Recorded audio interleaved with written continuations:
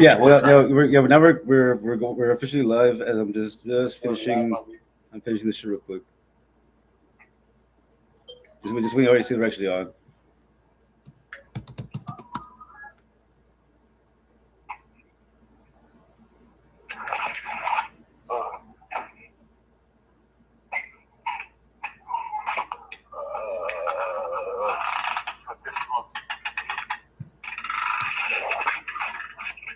But I did it. Oh man. Oh, I got fucking heartburn. I try not to think about it, but It works. yeah. But I think I just need to drink more beer. But Fucking acting up lately, man. Challenging my ass, man. That's just fucking crap. Ugh, and not even fucking on the YouTube's not even fucking being aired right now. But connection's unstable again. So at least recording the audio, so it doesn't matter. But I can involve. yeah. Well, while it's being a piece of shit, I'm gonna finish this. Okay, whatever. Okay, we're back on now. Hold on. I'm finishing this up. We're on. Now we're on. Now we're on. Yeah, it's getting fucking annoying. And we're on. Hold on. Have we started or are we off? Yeah. The fuck? There it is. Hello.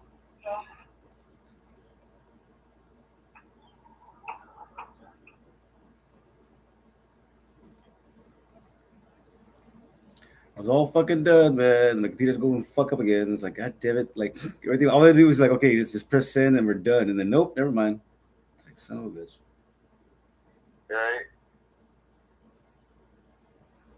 Now, I mean, I've been noticing everything's kind of been like that.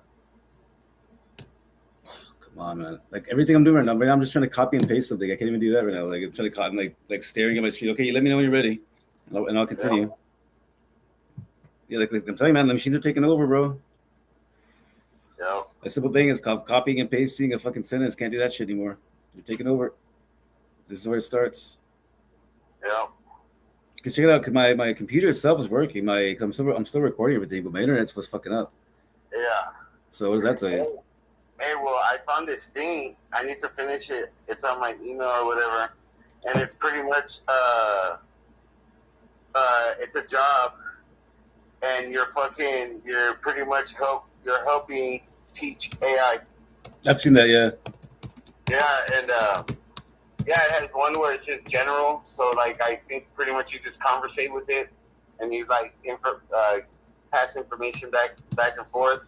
And then it has other categories for like if you're like a math teacher, a physics teacher, an engineer. Like it has all that shit to like depending on your whatever like whatever you could teach it or whatever it goes off of it pays you like the physics and all that shit is like fucking like $50 an hour. That's the one that I'm trying to do. I think it's like $20 an hour for the basic one where you just kind of like information back and forth and stuff. But what it does is it gives you like a survey kind of thingy too. Like it doesn't just like, oh yeah, you're gonna do this and that. Like it asks you questions and shit to see how knowledgeable you are and stuff. It gives you like a little test. It's pretty cool. Okay, I am just about done. I am about to make the image. Hopefully, this is the last thing I need to do. Let me check the YouTube, see if it's still working. Okay, it's still working. Yeah. Cool. Okay, we are still live. Okay, so that's the last thing to do. ChatGPT is pretty good about this shit, as long as the internet's working. As soon as I get this, I'm gonna post it up on my Facebook, and we'll go ahead and start. Yeah, I've been using chat because well, I'll talk about it. Yeah. Just give it a second. The more detailed you get, it takes a little bit longer, but again, it's always fucking worth it, man. Like these images are fucking nuts. Like I said, we'll go into depth in just a moment because yeah, did you see the last edit that I made? Oh, dude, this is perfect. Dude, look that shirt, exactly what you're wearing, dude. You're gonna. It's exactly the same image. Exactly. Right. It's fucking. It's a trip. Okay. Did you upload the image that I sent you? Or... I sent it to my phone. Okay, hold on. Hold on. I'll explain just a minute. Just that way you can explain in detail because this says that's what I love about this shit. Okay. Last thing I need to do is post up the image. Fucking shit.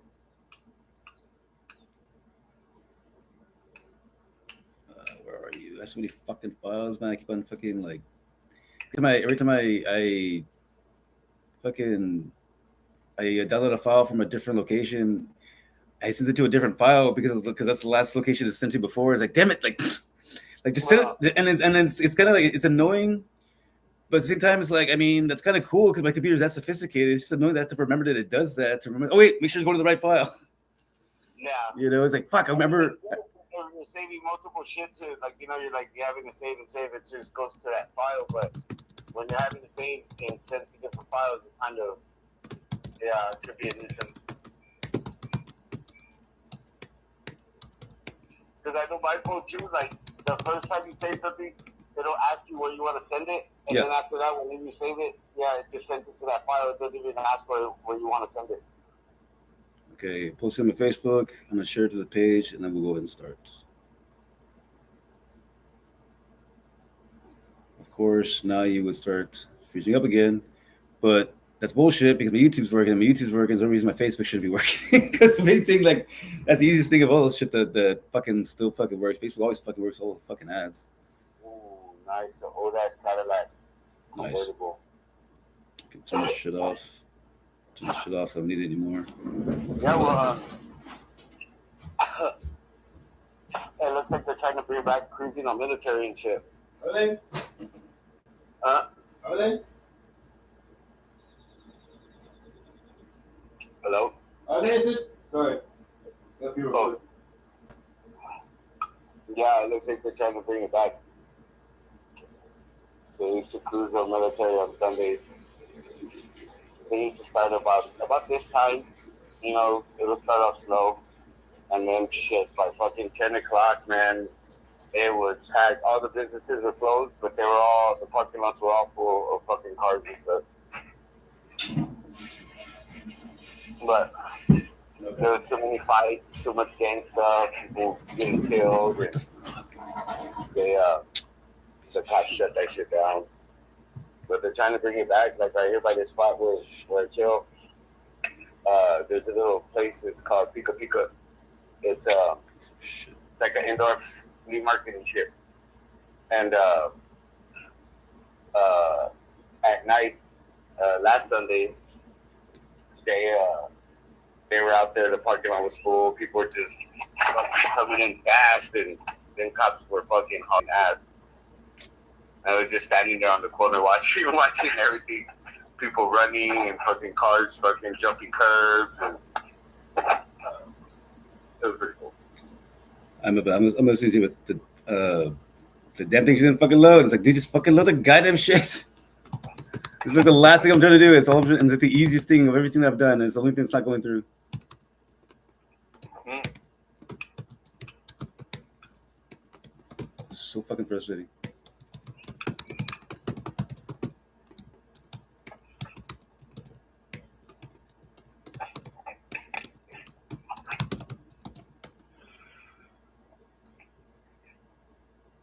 Please, let this be the last fucking time so we can be done with this shit. I'm going to start. God damn it. So, remember I was telling you earlier about my name? Yeah. Or whatever and shit? About fucking time. Well, I was fucking laughing at that to myself, and I was like, hey, well, that could be a clever joke. Yeah. You know, about like, you know, I keep trying to find myself on social media, and I can't. And I can't seem to fucking find myself, and I can't find myself, and it turns out I spelled my own fucking name wrong. Mm.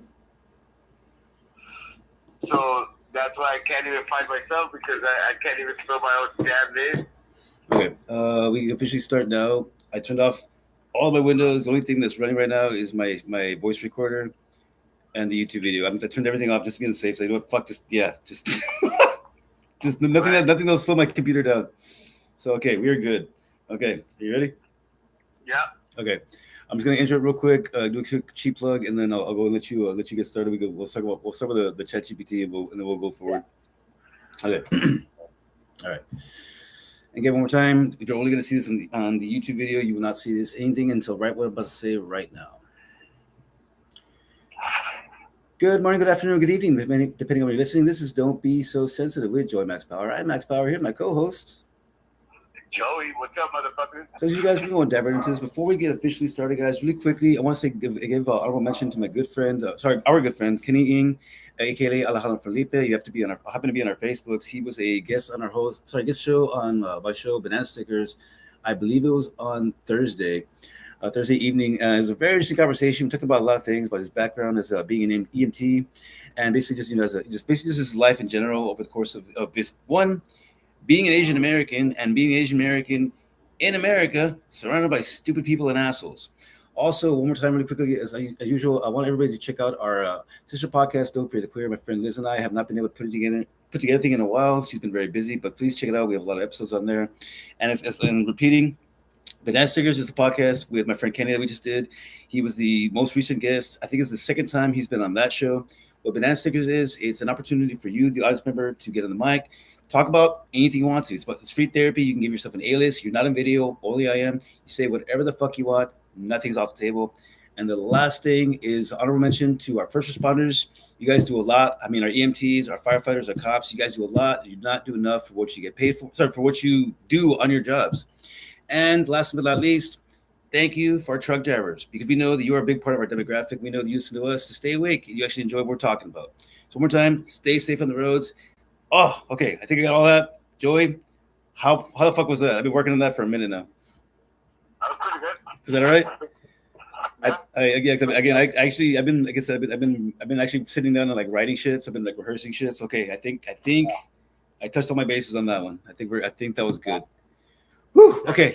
You trimmed the fat and fucking you got the story. Yeah, that's what I was trying to do. I was like, don't drag it out. Hit all the main points. Okay, and okay, cool. I'm getting better at this. That's how I want my comedy set to be when I open. Just not all of that. I want to just stick to Don't Be So Sensitive when we do the show, and then just go into the show. But I do have to introduce that. I gotta give us a cheap plug, because guaranteed, dude. I know I'm not gonna fucking like kill it the first set I go. But if I get at least a couple laughs, I know people are gonna be like, "Hey, so what's your podcast?" You know, I heard you say at the beginning, but I didn't catch it. You know what I mean? But anyways, okay. So real quickly, Joey, as usual, how the fuck are you doing? I'm pretty good. You know, working here and there. I've been using an app called ShiftSmart, and you know, you pick up little shifts at like Circle K and Dollar General, Walmart. Like little places like that, and you go in and you work like 2-3 hours. My bad, taking a drink. You work 2-3 hours. You make between $20 to $30. I think the most I've seen is 50, but it's because like they gave a bonus and it was kind of far. But you gotta be careful with the ones that have bonuses, because sometimes they do that because nobody wants to work at the store because it sucks. Oh yeah, I get that. So so you got to be careful with some of them that pay a little bit more than others. You know, if it looks suspicious, you know, you got to look at the area, because sometimes it's just, you know, it's a bad neighborhood and shit. You know, it's sorry, go ahead, sorry. Yeah, but they got shit all over. But like you do like the orientation thing is you can do it like where you go in and somebody shows you everything, which I think is better. But orientation's on your phone, so you just get on your phone and you watch videos. I think it takes like an hour. Yeah. And you get $10. Really? Just that? Yeah. Just for sitting on your phone, watching all the videos and shit, doing what it tells you to do. So that's cool. So you get paid for the orientation. That's fucking cool. Yeah, and everything, like you get paid by the day. So like at the end of your shift, it takes like 2 to 3 hours for them to approve it. Like, cause pretty much you take pictures of everything. Mm-hmm. You know, you do what you got to do, and then boom, you take a picture. And like if you're doing food, like burgers and shit like that. You scan all the items that you made, and you document everything. You do temps. You do just little food shit.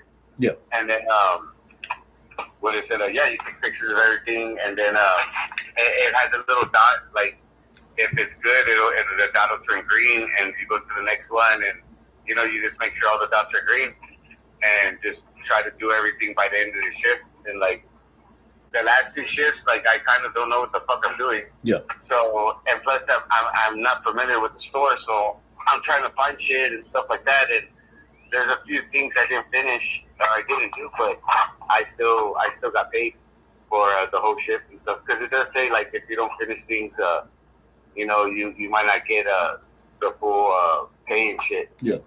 But yeah, you wait like 2-3 hours, and then once it's approved on the app, it'll say like funds on your thing and shit, and you link it to like a bank. It's got to be a bank, because I was trying to do my Cash App and shit like that, and it didn't want to work. Yeah, no, they won't do Cash App. Yes. Yeah, they have to have like a contract with the company and shit. Yeah, and then you can only cash out once a day. I was gonna ask you. Well, I was gonna ask you real quick. Just before I forget. When you cash out like daily, like is there a fee for that, or like you just have that automatically? It's your call. Well, what it does is it also ranks you on like your reliability, your punctuality and stuff, dependability and stuff like that. And, yeah. And it gives you points for every shift that you work. Okay. So some shifts they give you like 40, some like it just depends on, I guess, how tedious the job is or whatever. And yeah, you get points, and they go like a silver, gold, and this and that. And I think once you hit gold, because it's silver and then it's gold. Once you hit gold, it's free withdrawal. Free withdrawal, yeah. That's okay. That's actually that's okay. That's a pretty good incentive. Okay. Yeah, I mean they charge like $199 or $189, or they charge like $2. Yeah. To do it within like 30 minutes or some shit like that. Uh-huh. Or you could wait. I think it's 3 to 5 business days, and it's free. See, that's okay. That's actually really cool. Because okay, like. Also, I'll let you finish because I have a really good follow up to that. No. It's pretty cool though, because like they do it's breakfast, lunch, and then a snack. So it's like the breakfast is normally like 4:30 to 6, and then lunch is like 8:30 to 10, and then what is it? Snack is like 2 to 4 or 10 to 12 or something like that. Mm-hmm. And the snack, pretty much you just go in and you make fucking hamburgers, taquitos, stock the fucking rolling grill and shit like that. Flip out the old shit from the day, or whatever's expired, and lunch and breakfast is pretty much all the same shit. Yeah. You just go throw everything in the fucking little microwave oven thing, push the buttons, and when the timer goes off, you pull it out, and wrap it up, put a sticker, and put it out there, scan it, put it out there. And they have some shifts where you go and you stock the cooler. Mm-hmm. That one's like that was like $20. Really? Yeah, it's like an hour and a half, 2 hours. Shut up, really? Man, that's some shit, dude. Because let me tell you something. When I worked at Quarter Bakery, I would do that shit every fucking Monday morning, and sometimes on Thursdays, depending on when the delivery guy showed up, by myself, and that was part of the job, man. Yeah. And that's what and that's some shit, dude. And it took about the same amount of time too. Like what the? You need to stock everything up. Like you go damn. When you get there, then you take a picture of all the racks. All the shelves. Man. And then you pretty much just, if it's empty, you fill it up, and you just everything that's there, you put it there, and then as you're doing that, it kind of as a fire truck is honking. Mm-hmm. As you're doing that, you're doing like inventory, so it asks, it says a soda, and it's like, you know, you put that the soda's not there, you know, and all this shit, and you do inventory, then you clean up your mess, and then you take pictures of everything again, and then you take a picture of the cooler again, and that's pretty much it, dude. Like, I like doing the coolers. Yeah, I would too. I mean, yeah. I mean, as long as With the bugs. I mean, as long as you have one of those emergency fucking open. You know, the one that's like it's a whole thing. You push the button to fucking open the cooler from the inside. Yeah, because man, that's like one of not one of my biggest fears, but just something that always like sat in the back of my mind. Because I worked at a lot of restaurants and a lot of kitchens where I had to do a lot of restocking the coolers. And it's not the most common thing. So, you know, to anybody that works in the kitchen, not trying to plant any like bad seeds in your head, it's not a very common thing. It rarely happens, but it does happen. There have been deaths. The coolers, they have the lights that turn off by themselves. Yeah. Like, son of a bitch, and then like you're trying to find that little button to push to fucking open the door. You're like, you bastard. And then the worst part about it is like try using your cell phone in there. It's like a fucking elevator. It's a fucking huge like steel fucking room. There ain't no service in there. You get stuck in there, you're fucked, man. You better hope somebody's still working. You know, that's. But again, don't get me wrong. Don't get me wrong. I mean, that's why jobs like that. Not to be a dick, but I mean, when the Lucy came, you know, when he did a joke a while back saying that he called it, but maybe. Like, you know, when something terrible happens, you know, it's like, oh my God, it's a terrible thing, you know, but maybe. And like my example is that just popped in my head right now. Like, it sounds terrible, but like, you know, say, you know, you show up to work one morning, you're opening up, right? And you open the fucking cooler door and you find one of your coworkers dead. And that's terrible. I would lose my mind. Right. But the first thing that would come to my head after I call 911 is, why was she here by herself? That's fucking stupid. Right. I mean, don't you know you don't stock the fucking cooler, one of the most dangerous jobs in the fucking job, by yourself, because God knows this could happen. This could happen. So I'm not trying to be a dick. It does happen. And again, the only times I've ever like thought about it happening to me, I've always been at work. So it's not like, you know, it's not like nobody was gonna find me. And I've never been locked in the freezer, thank God. But it is something that I do think about, because it's like, God, that'd be a terrible way to die. Especially if it happened at your job and maybe you hate your job. Oh my God, I'd be like, why here? Why here, dude? If I was gonna freeze to death, I mean, shit, of all the places, man. But anyways, okay, sorry, I didn't mean to get sidetracked there, but I was just thinking about that right now, because like that is a horrible way to die. But yeah. But yeah, and then it has another shift where you just clean. So like maintenance, or like the restaurant. You wipe down the pumps and shit like that. What do you mean? You do a little mopping and shit. But it's like, it's pretty much idiot proof. Like, it has a checklist on your phone, and it tells you what to do. It even has like a little video. Oh, okay. That's cool. Yeah. So it's very self-explanatory. Yeah, and then what is it? I have orientation for Pepsi. Really? So hey, that should be Pepsi good. Is you go with the merchandiser or whatever the fuck they are, and you just go and stock the sodas and shit. Hey, dude, they pay good, dude. You should whenever you actually go, like, do the gig, you should talk to them about, say, hey, you know, like, do you all have any openings, you know, for like anything like permanent or anything like, you know, like part-time, whatever. Because those jobs are for no, not for the trucks and shit. I mean, just doing that, you know, just being like a stalker and shit. Yeah, because those. I had a buddy that used to do that for Big Red. Yeah, because those just fucking they offer benefits, man. Yeah, and all they would do was drive around. They would drive to HEBs, Walmarts, and shit like that.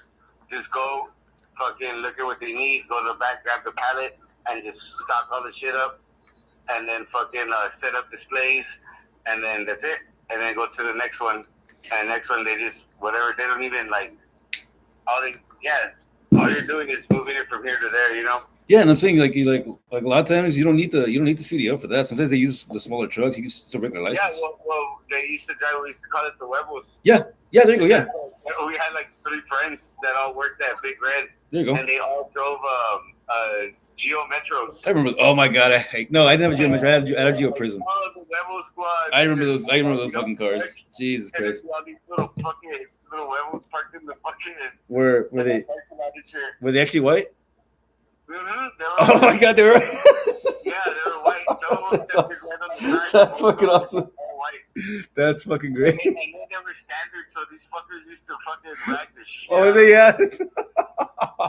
God, that's fucking funny. Funny, dude. That's fucking funny, dude. That But, is hilarious. But man, when they worked for Big Red, it was kind of like whenever my friend got addicted to strippers and I had some moments like that. strip club like once a week. I had a stripper era for a little while. I was like every single day at the strip club. But that's a long story. We actually told that story already, by the way. Any new listeners, just look up strip club story time, and there's a whole bunch of stripper stories on there about me and Joey, about our times in our youth when we had more money and a lot more free time, and there were no smartphones back then. Nobody could fucking record our footage. Good times, man. Good times. We didn't know how good we had it, my friends. Jesus Christ. Anyways. Yeah, what would happen is the guys, the plant was right around the corner. Yeah. So they would go during lunch, and they would like write something on your hand with like a magic marker or something, and so you can get back in. Yeah. Well, what they would do is after work, we'd all meet up, have a few beers, and they're like, "Hey, let's go." And we're like, "All right." So we get a black light, we shine it on, see whatever they wrote. And we get the magic marker to write it on everybody's hand, and everybody would get them for free. Nice. Yeah, it was pretty cool. It was crazy. Like we would get fucking. One time we got this one kid in. He was only like, what was it, like 16, 17, and we got him into the strip club. Like, he almost got us kicked out. He fucking fell, almost broke the guardrail and to the stairs, and man, but it was fun. Well, Good times. Well, since we're on the subject of work, let's stay on that, and we'll wait for a good segue. Because I know and don't get me wrong, I know we're known for this, but we do jump around a lot, and we have a really bad habit of not circling back. Huh? Just change it. The chat. Yeah. Like we have a bad habit of not circling back. That's the only thing, because there's so many times when I go back and listen to the recording, and we'll be building up to something like really good. Either one of us, like either like I can hear you building up something, and I'll stop you, and all of a sudden we never go back to that subject, or I'll do the same thing where I'll remember what I was gonna say, and I'd be like, okay, it's cool. I'm sure we circled back, but then we never do. Like, fuck, I never talked about it. Bitch, I really wanted to bring that up. Or like when we're pre fucking gaming and shit, we'll mention something and we're like, yeah, we're gonna talk about that, And then we don't even mention it. Fucking, Oh, the best one though, and we've done it too. This past Thursday when with Kenny and I, my dumbass, I stopped the audio after we finished because I know we were gonna keep on talking afterwards. We ended up talking for like a good amount of time afterwards, and Kenny even said, "Oh man, we should have been recording this after we stopped the live recording." I said, "I know, shit," because the conversation got deeper. You know that even when we're just having a fucking conversation that's just, hey, We should be recording this. yeah, just what's up, or hey, you know what? I have this idea. What do you think? It Yeah. turns into a whole hour conversation about not even what we called about. Sometimes we don't even talk about what we called about. No. But no, with Kenny, it's like the conversation got deeper, and I was like, "Fuck, you're right. I shouldn't have recorded this." So I recorded like some of it, but it was like not even close to like any of the good shit that we already set up to that point. But yeah, back to what I was saying. Since we're talking about work, though, for those that don't know, I do DoorDash for a living. I've been doing it for almost a year now. Technically 2 years because I did it a couple years back with my old car, but I'm not gonna get to that. That's not important. Since I've been doing it since last year, though, I've learned a lot, and I've got it down to a science, basically, but only to the point where if you wanna really make money doing this, you have to do all of the services. And I mean, like, you got to do DoorDash, you got to do Uber Eats, you got to do Grubhub, at least those three. if not like literally all of them. I don't recommend Favor because Favor is a little more complicated. You actually have to like go and shop for the items. You got to place the order yourself. Yeah, it's a that one's a lot of extra work. Supposedly the pay is a little bit higher, but for your time, I don't really think it's worth it, to be honest. That's just my opinion. I've never tried it out. That's just what I've heard. But DoorDash, Grubhub, fucking Uber Eats, they're pretty much you accept the order, you pick it up, which usually it's ready by the time you get there. You drop it off, and the majority of the time you don't even have to deal with the customer. Majority of the time, sometimes they actually have to ask you to hand to them. Maybe it's you're delivering to a business, but usually like 2 minutes tops, longer than it would be if you just dropped it off. No big deal. See it? Go drop it there, take a picture of it, and take off. Yeah, it's a very very easy gig. Now, I learned though, like over the course of doing it, is that they give you these stats based on how many deliveries you take, and it's bullshit. It really is. It really is because like here's the thing, like the way it works is it like they give you the incentive that if you take enough consecutive runs, basically like from 60 to 70%, from 60% to about 65%, you're like in like the gold status, right? And then from 75, once you get to like 70%, you that's when you basically you level up to what's the platinum status, and it'll tell you that when you get there, you're gonna get the best runs, for the highest amount of payouts, right? Like what I'm saying. Yeah. Now, the thing about it is that like it's a first come first serve basis. You know what I'm saying? Because on a regular basis, it really just depends on how many people are doing runs alongside you. So I found out that on a regular basis, when I was in platinum status, I would get a run that was like really crappy. It was like $2 for like 8 miles, and I was like, whoa, that's way too long. And I would wonder why I would get that run. I was like, why, if I'm in platinum status, that shouldn't even go to me. But I realized it's because like nobody wants to take that delivery, like nobody. You know what I'm saying? Yeah. So it happened a few times. My stats would go back and forth, and I would get desperate. Like, oh, you know what? I need to make more money, so I need to just take every run just to get my stats up. And I would take these crazy long ass runs, that weren't even worth the freaking tip.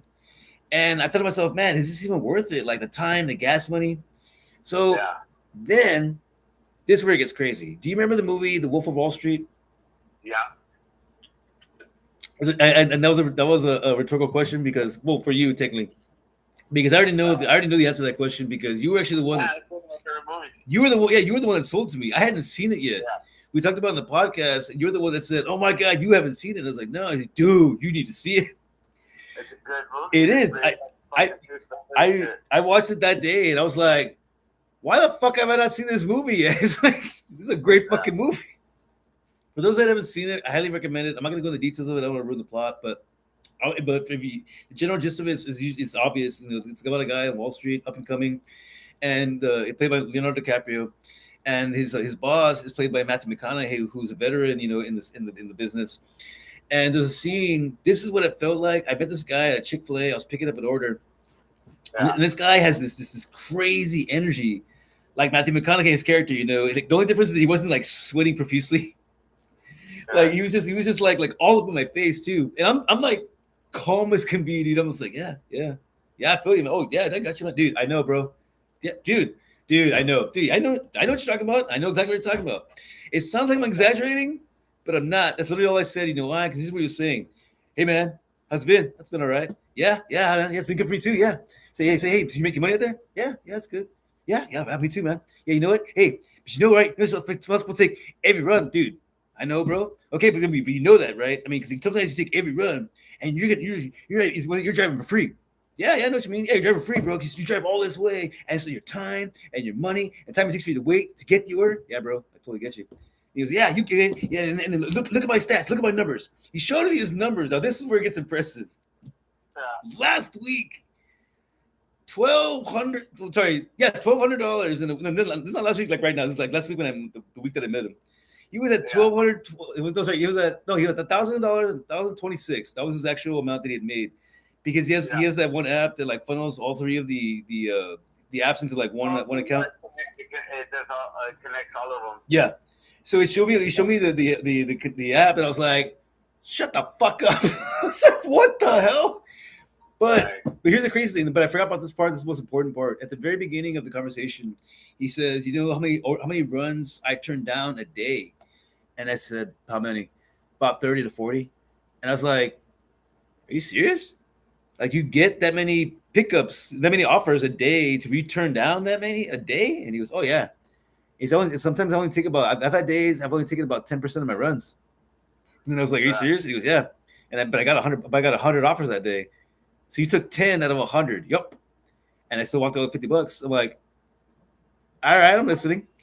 And he broke it down. And that's when he started saying how, sometimes you get these runs that are really long and you drive for free.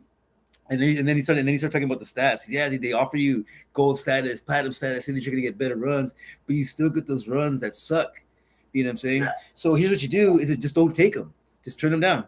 Don't worry about your stats and just wait for the better runs. And if it's a slow day, it's a slow day. But at least you're not wasting your gas. At least you're not wasting your time. And I was like, he uses 3 apps, so it's exactly. Like, DoorDash is not hitting. Let's go with Grubhub. And he turns down one order, like, and it happens to me too. He'll turn down one order. It's like 3 miles, $5. He's like, I'm not really sure about that one. You know what? I'm gonna pass. I'm gonna wait. But then the very next moment, you get one for 1.5 miles for $6. It happens to me a lot. Like right after you turn one down, you get another one that's like way fucking better. Yeah. It happens a lot. That's why I was like, you know what? He's right. You know what? Don't sell yourself short. Always take the best runs, shortest amount of distance, and like he demonstrated, get them all. Get them all. I'm trying to clear my shit so I can get all of them. But the one I think I can't get is Uber Eats. I think you have to drive for Uber first to get Uber Eats, which sucks because I will not drive for Uber. I won't do fucking passenger rides, man. Sorry, can't do it. Right. Nah. I don't want to have a stranger in my fucking car, dude. Fuck that. Yeah, like, cause I mean, it wouldn't be bad if you didn't see them, right? And they were like whatever. They're like blocked off in a little whatever, so like you don't have to talk to them or anything. Because I use Uber and fucking Lyft and shit, and sometimes it's like I don't want to talk to the driver, and the driver wants to talk, and it's like, it's funny.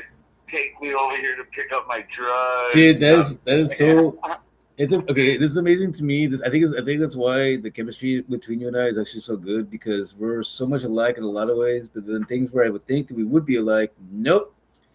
Because I'm the opposite, man. I get an Uber or Lyft, and the first thing I do, hey man, how's your night going? I start a conversation with them. Like I can fucking talk like anybody about anything, about fucking nothing. You know what I mean? Like whatever and shit, and we'll be talking like we're pals and we know each other, but it's just like I try not to start that. You know, that's funny. No, I always do, and it's funny. Like it might be like a 5-minute ride, and I'm asking all the information. How long have you been doing this? Oh yeah, that's cool, man. So it's like, do you do this? Do you have another job too? I mean, I'm over there like, and again, this is I'm a psychologist, man. Like I have to like analyze the fuck out of everybody. Like, is it actually worth it? You know what I mean? Like it's like once you're in a conversation with me, you're basically on the couch. Like I'm just gonna sit there and ask a whole bunch of questions about your life and your family and your background, and are you married? Oh, well, how you got kids? No, I'm kidding. I don't go that far. I don't ask personal details. I don't ask for personal details. Like, how much you paid on your car? What right. about your insurance? Yeah.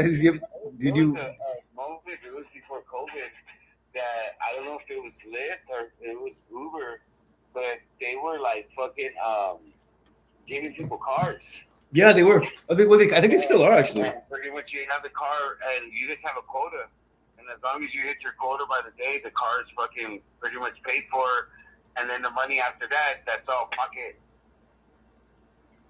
But like shit, the guy that I was talking to, it was a really nice car. I can't remember if it was like a Volvo or a fucking. It was a sedan, a nice little 4-door car. I was in a Toyota. I can't remember, but he said that car was pretty much he can pay for it as long as he just did so many rides a day. The car was paid for, and all he did was pay for gas and shit. Yeah, I remember that. I remember. The first, like I said, when I first moved to the Valley, that's when I found out about that. I was kind of curious about it because I just got my license back, and asked about that, about how to get into that. And they said that you don't have to use your own car, or if you don't have one, yeah, you can do that. You can go to a rental service and they check your background, your driving record, blah blah. And if you're good, then yeah, though, as long as you do set amount of runs, like you said, and it covers the cost of the car. And I was like, oh shit, I was gonna do it. I never followed through, but I mean, but again, like I said, I thought about it. I was like, I heard too many horror stories about doing Uber and Lyft from people that I personally knew. Yeah. And I was like, no thanks. I don't. I'm good with just fucking food delivery. Cause I'd never done that before. I did food delivery when I was in high school. I'd rather do the food delivery, like I said. Yeah, I've done it plenty of times. I did food delivery when I was in high school for pizza, very briefly. I'm not gonna lie, I just didn't like it. I just didn't like it. I'm not gonna lie. I was a bitch back then. But I did it again, and then right after high school for Pluckers. That was fun. And this is back we didn't have GPS. I actually had to know where the fuck I was going. I had to know how to read a map. Let me ask you a question, Joey. When was the last time you had to read a map, and can you still read one today? Yes, I can. Oh, good for you, because I can't. Jesus Christ. I get lost using my GPS. If that little pathway wasn't fucking marked in red, I would get lost. Fuck no. I stared at that bitch. I used to be in logistics. No, I'm just playing. No, when I worked for the school district, one of the things for being the assistant, was I was pretty much the navigator and stuff. Oh, okay. So they would give us a route, and like say the original driver's not there, so the other guy doesn't know the shit. So they print out the route, and it'll just say left and the street. Yeah. And then right and the street, and left and the street, and then it'll say like crossover or some other stuff, cul-de-sac, like little random details. But it was really like it wasn't like pictures or anything. Like it was just left and a street, yeah. Right and a street. Yeah. And sometimes it had like the miles between each whatever thing, but yeah, and then like if it was a stop, it'll say like the stop and then the street whatever thing, and then all the list of the kids that are supposed to get on. That's if we were doing the audit thing. I think we did that like once a month or some shit like that. No. Where we would have to like count heads and do a roll and see what kids are riding the bus, what aren't, and who's not supposed to be on the bus and shit like that. Yeah. But yeah, I that's what I would do a lot of the time because I was a sub. I loved being a sub because there was some days where I would just sit in the break room. Mm-hmm. Like there was they didn't need me anywhere, so I would sit in the break room and just chill for my shift. And once I did my 2 hours, I clock out and I take off. That's about us. It was a minimum of 2 hours and shit, so I would just have to sit there for 2 hours and then I would take off. But if there was whatever, like they had a new route, they would send me out with the driver, and we would drive the route and see if there was any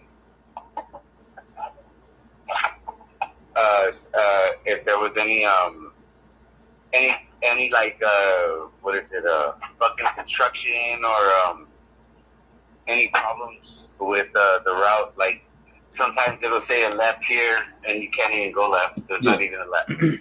Or what is it, like there's a median there so you can't cross over, Yeah.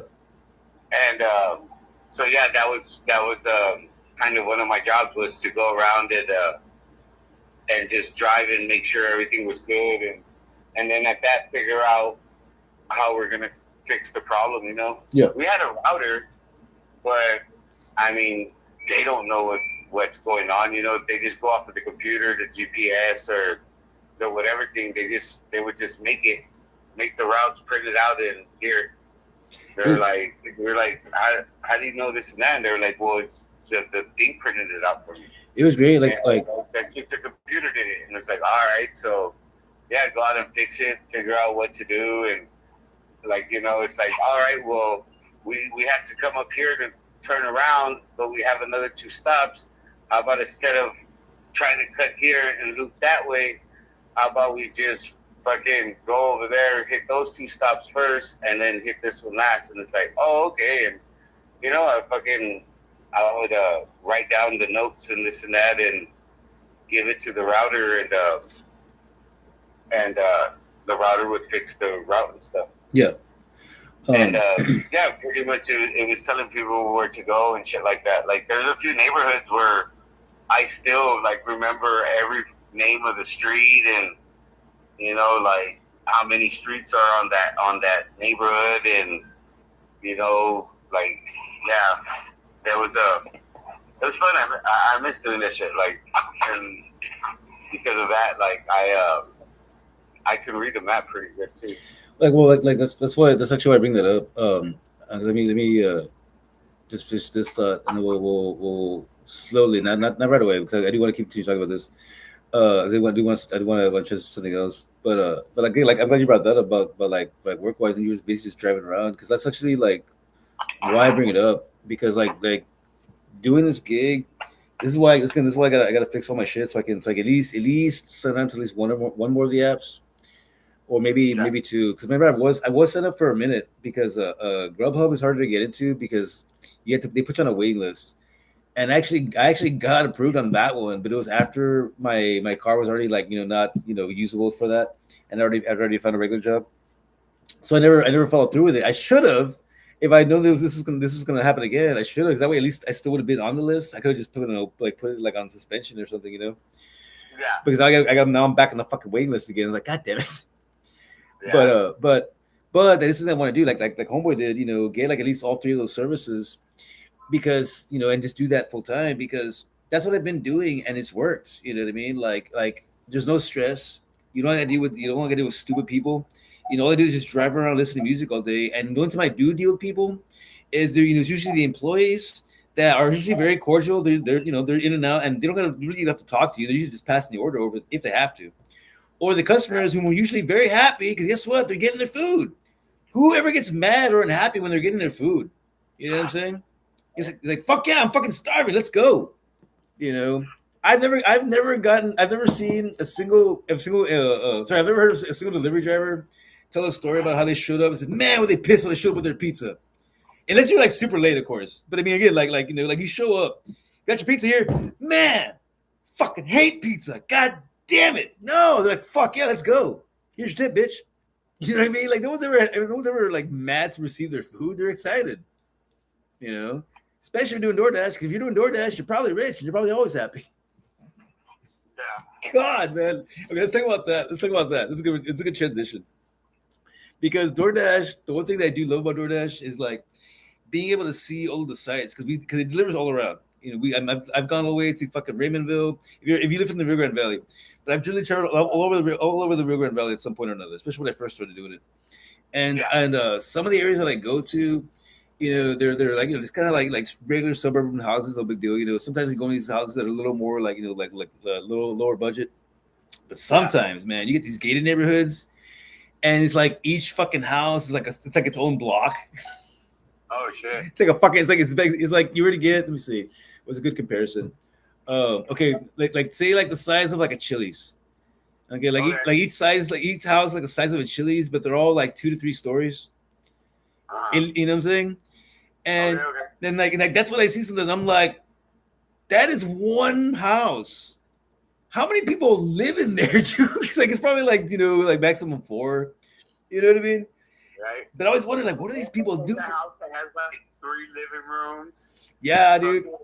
Like 2 offices. No, I'm not talking shit, dude. I just want to know what these people do for a living. You know what I'm saying? Because dining rooms. Like it's like, I mean, don't get me wrong. House that has 2 dining rooms. I was like, what? Because like the front, like as you walk in, it was like a dining room, like was the living room, and then it was like a dining room, and then it was a kitchen, and then like where the kitchen was, it was all open, and there was like another whatever, and I was like, okay, what's this? They're like, that's the dining room. I was like, well, that's the dining room. They're like, no, there's 2 dining rooms. I was like, what the fuck? And then they were like, okay, there's the living room, and I was like, well, Dad, there's like 3 living rooms. There was Dude. 2 downstairs, and then there was 1 upstairs. My parents. This is hilarious. My parents are hoarders. I'm not even gonna sugarcoat that one. I thought I was trying to think of a nicer way to say hoarders, but no, they're fucking hoarders. And they're not at a dangerous level yet, but they're up there. And here's the best way to describe it. Is it like my parents' house? We have 1, 2, 3, 4 bedrooms. They're all upstairs. There's a small kitchen connected to one of the bedrooms. Sorry, small kitchen, small bathroom connected to one of the bedrooms. And it's very small. It's a half bath. It's just a toilet and a sink, and it's like really small. I mean, like if you're a really big person, you'd have a hard time in there. Put it that way. And put it that way. But then downstairs, as soon as you walk in, there's like the living area, okay, connected to the kitchen. You can call it the dining area if you want, depending on how you set it up. You walk into this little doorway, and immediately to your left, there's the bathroom, the main bathroom. To your right is the stairway that takes you upstairs.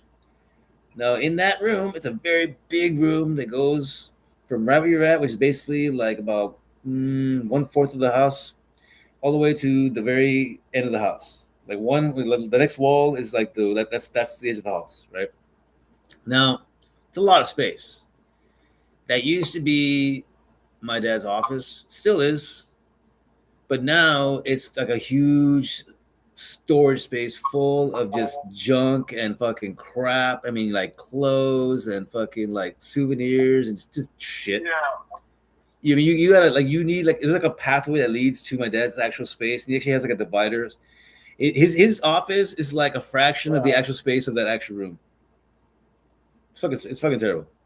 Now then there is what used to be the garage, but later they put a wall there and made it into just like like kind of like a game room. We had a pool table in there. It was cool. There's another bathroom in there, and it's also where the laundry machines are. That room has now become an even bigger storage room for crap that all of my family, my brother included on this one, he's got a bunch of shit in there too.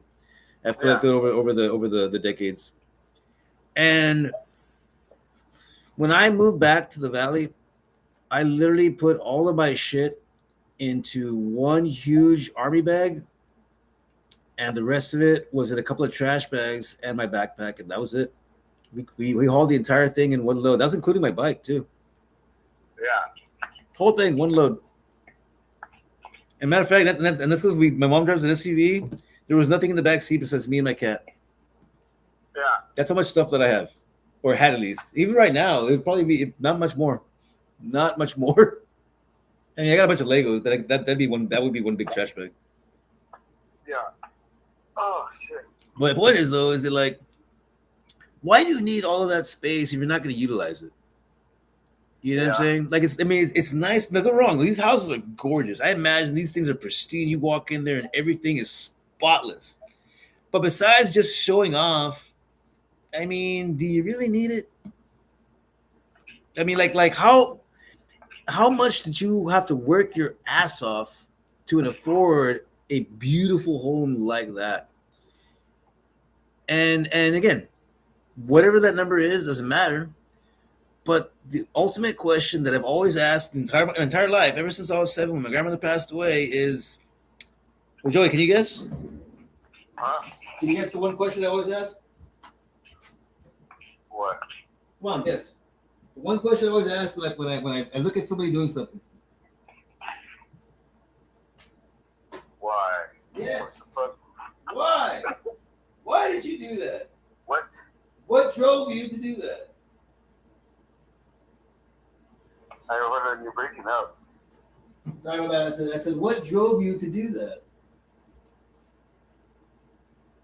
Jerry? Why?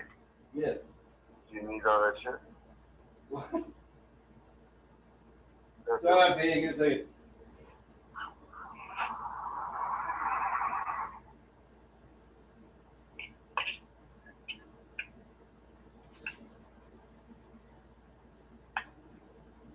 Hello? Sorry. Oh, it's not there. Give me a second. we're having technological differences.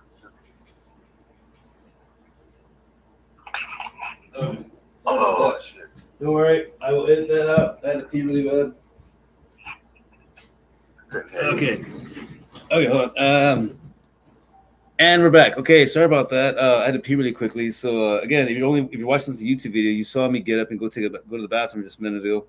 But if you're listening to this on Spotify or whatever platforms, yeah, you're probably wondering what the fuck did I miss? No, I had to go to the bathroom really quick, so I apologize. No, it was just Joey lost like. Yeah, my bad. I'm sorry. I was gonna say something. I was trying to like say something to get you to start talking. I went to go pee really quick, but then you're like, what? And I was like, oh goddamn it! And I was already like halfway to the bathroom.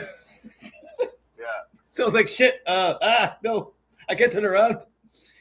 No. Yeah. No, what I said was like, the question is like, why? And like now, here's the thing about that is that like, right now we are in a really fucked up situation. Like we're gonna change gears a little bit, talk about some more serious shit. Okay, that's all we do, folks. We break the ice a little bit, talk about some fun shit. What the hell, get a little comfortable. Now, load up a bowl, roll up joint, crack open your beers, and we're gonna talk about some serious shit. Like right now, the state of affairs in this country are really fucking bad. And the scariest part about it, above all else, is that nobody really seems to give a shit. Joey and I started this podcast back in 2019, and it was basically just like a project in the light of people getting all overly sensitive, getting like jokes. You can't say this, can't say that. The whole PC culture. Oh, you can't say nigger. I just said it right now. Guess what? And I know I can say it because I already said several times on the show before. So don't worry, Joey. Yeah. But like you can say those things as long as you're not being racist, because think about it. I mean, they're just words, Now, fast forward, right? In light of all that, things shifted, COVID hit, and everything just blew up. And I don't mean society, I mean the businesses. Business just literally took over everything. Okay. Now you're probably wondering what the fuck I'm talking about. In 2020, back in May, the quarantine hit, and I wanted to bring this up in the last podcast, but I forgot. Sorry, we dropped off because we jumped subjects, and then again, one of the things we never cycled back to. This is good. I really do want to get your feedback on this. So I'm gonna intro this really quickly, and then I'll give you the mic, because when we were talking about COVID last week, I mentioned how you made a comment. You said how and if you haven't checked out the did you check out the video yet? The last edit that I made. The what? Did you check out the last edit that I made? No, I haven't been on social. Well, I haven't been on Facebook too much today. Okay, no. Well, no, I sent you the link. Send it to your phone number. No, I haven't clicked on anything. Okay, well, when you get a chance, check it out, because I finished that one this afternoon. And that one came out really good. That's the one that I said that actually looks like we're talking, like the characters are talking. Oh yeah, you were telling me about it. Yeah, that one came out really good. ChatGPT is the shit. We'll talk about that in just a minute. But what's it called? In the beginning of that edit, you made a comment. You said how they're squeezing us. They're basically, there's like little by little, they're taking from us, little by little. And then I made a comment. I said, and they're making it seem like it's normal, like it's okay.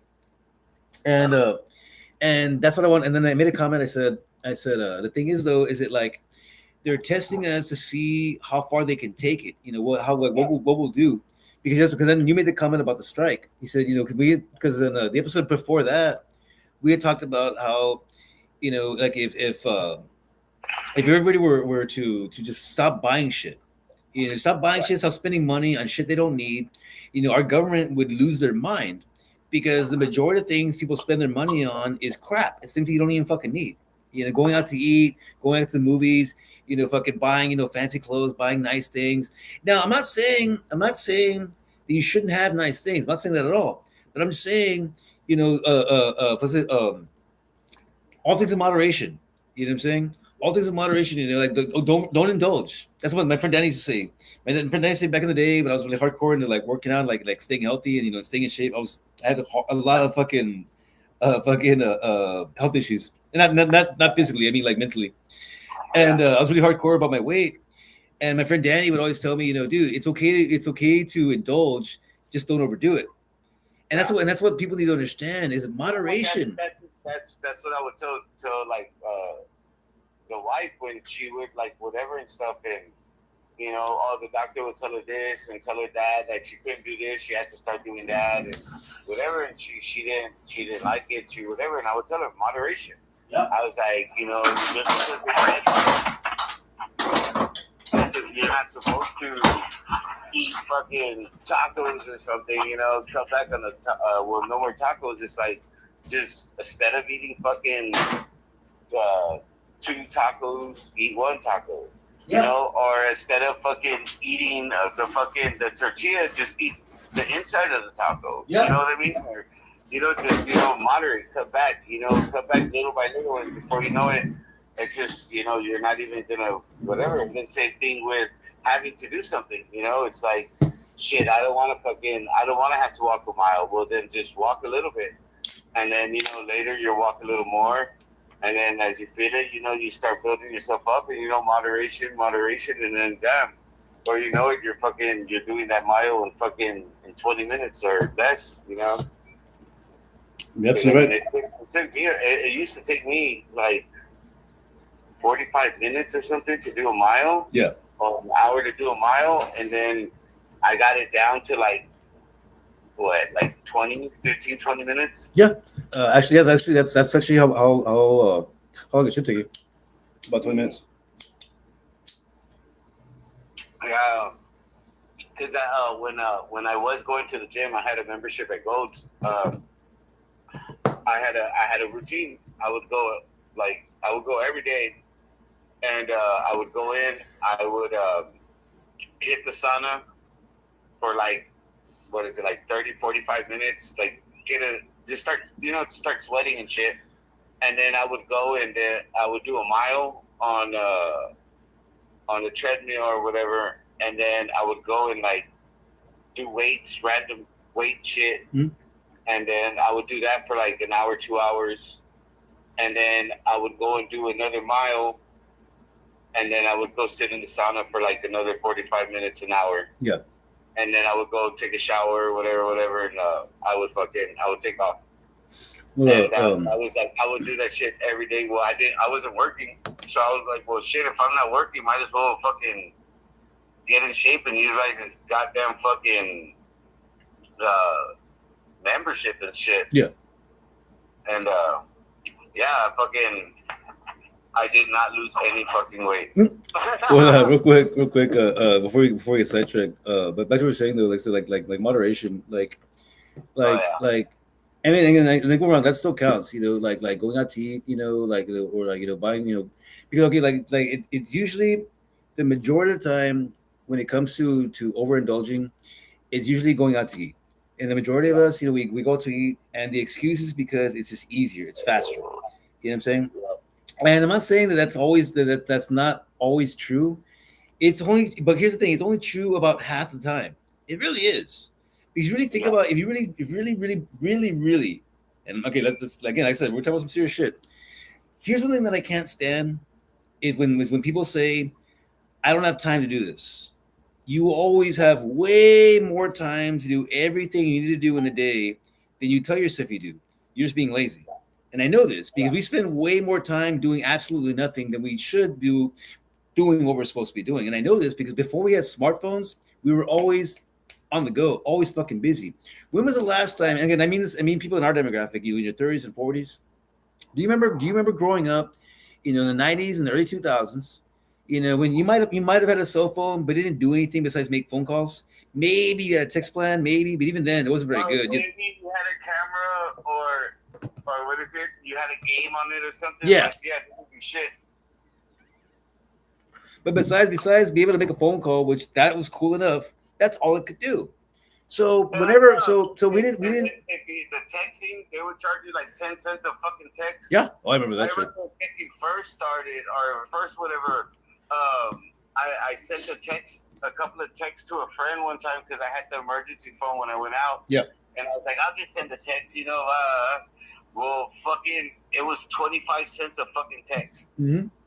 Man, it was like $5 extra. Like they fucking it's my grandparents. They No. fucking had a fit over the fucking. They were like, "You don't text no more. You don't nothing." I was like, "Shit." Now here's the crazy thing about it. Now check it out. The phone. I'm glad you brought that up. Here's the crazy thing. Okay, now back then I was 18, and I got my first cell phone when I graduated from high school. That was my graduation gift, and mom got me the gift, and she says, I'm gonna buy you the phone, but you have to pay for the service. And I said, okay, that's fine. That's a deal. No, Yeah. I was working at a call center. I had my own car. It was paid for. I was paid for it. My dad paid for a good portion of it, and then I paid off the rest because I was working at another part time job at the time, and then I switched over to a call center, and the pay there was a lot better. So I was making pretty decent money because at the time minimum wage was I think at the time it was still it was still 5.15. It was still 5.15. It hadn't gone to 7.25 yet. I think it went to 7.25. I think like the year after. I think. So for me to be getting paid fucking $8 an hour was pretty good because that was way higher than minimum wage was, and as a kid no less. So minimum wage when I started working was $5.25. yeah. So there Well, again, yes, there you go. Some places it was 5.25. Down here it's been 5.15 as long as I knew it until then it jumped up to like 7. Yeah. But long story short though is it like when I would get my bill and sometimes it'd be like $100 and it was and I would pay it and then I would overdo it again. And then I remember a few times I was paying like $300-$400 on my phone bill sometimes. Yeah. Now this is just one example of how different things were back then. That I could do something stupid and spend $400 just on a fucking on a phone bill. You know what I'm saying? Yeah. Now, fast forward 20 plus years later, I mean, you can't do that with anything at all.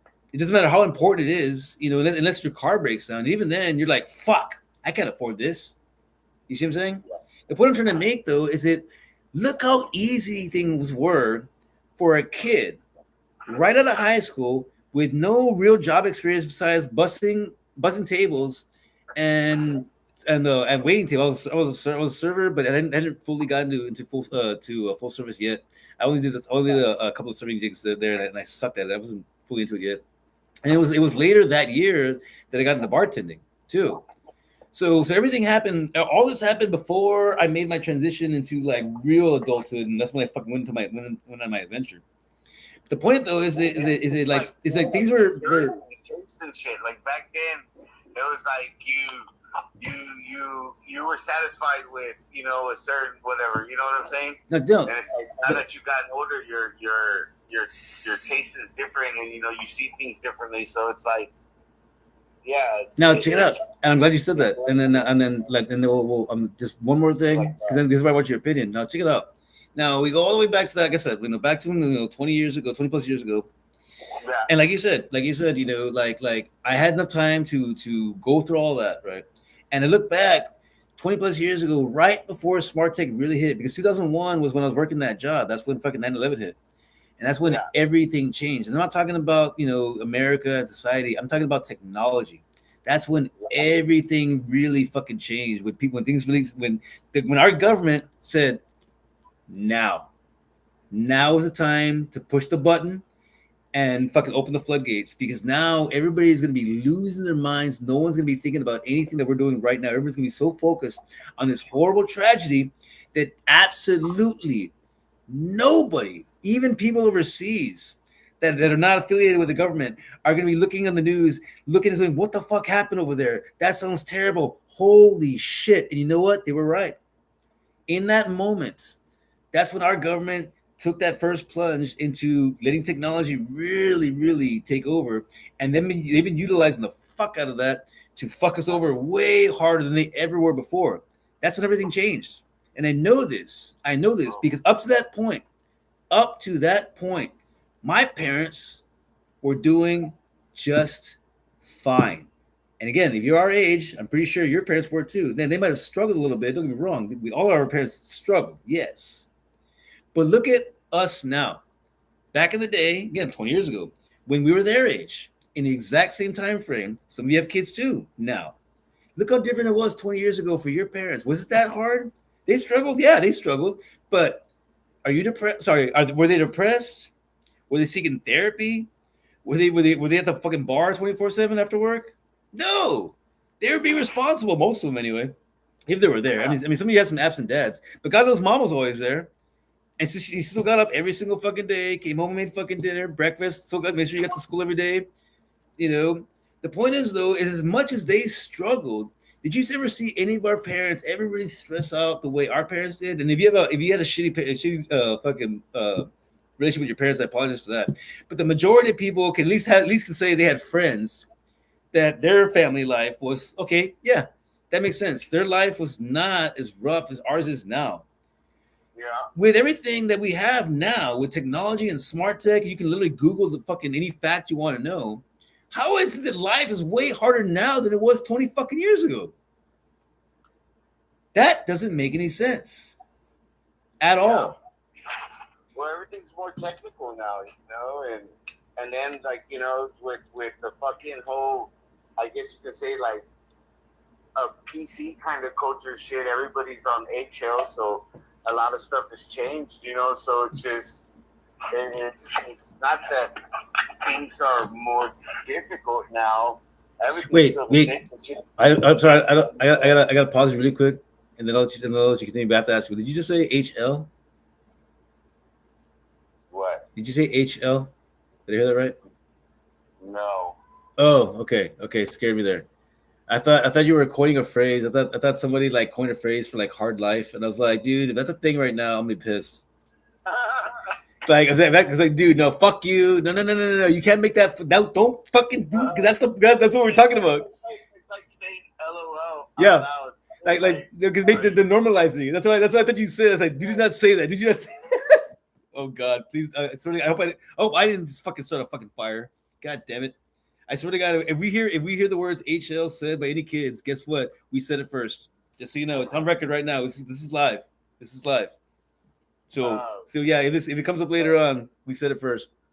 But yeah, it's the whole PC culture and everything that everybody's. I said eggshells. I'm trying to think what sounds like HL that I just said. But yeah, everybody's walking on eggshells, and you can't. Eggshells. Yeah. I think they said HLs. That's why. Okay, eggshells. Okay, that scared the fuck out of me. So I was like, no, that's not a phrase, is it? Yeah, no, so like, you gotta be careful, and they fucking change how they do everything, you know what I mean? Mm-hmm. And so yeah, it's not that it's difficult or anything like that. It's just more. There's more shit to it. It's more technical, and this is crazy. Feelings and shit. I know. I told you already, and I'm gonna now just gonna reiterate to the audience. I am planning to get into comedy very soon. Not right away. If anybody lives in the Valley, don't worry. I will keep you updated. I am actually gonna write actual jokes. Believe it or not, I am a very good writer, dude. And I just never thought about doing comedy because I don't know, man. Like I'm not really good at public speaking, but then I am.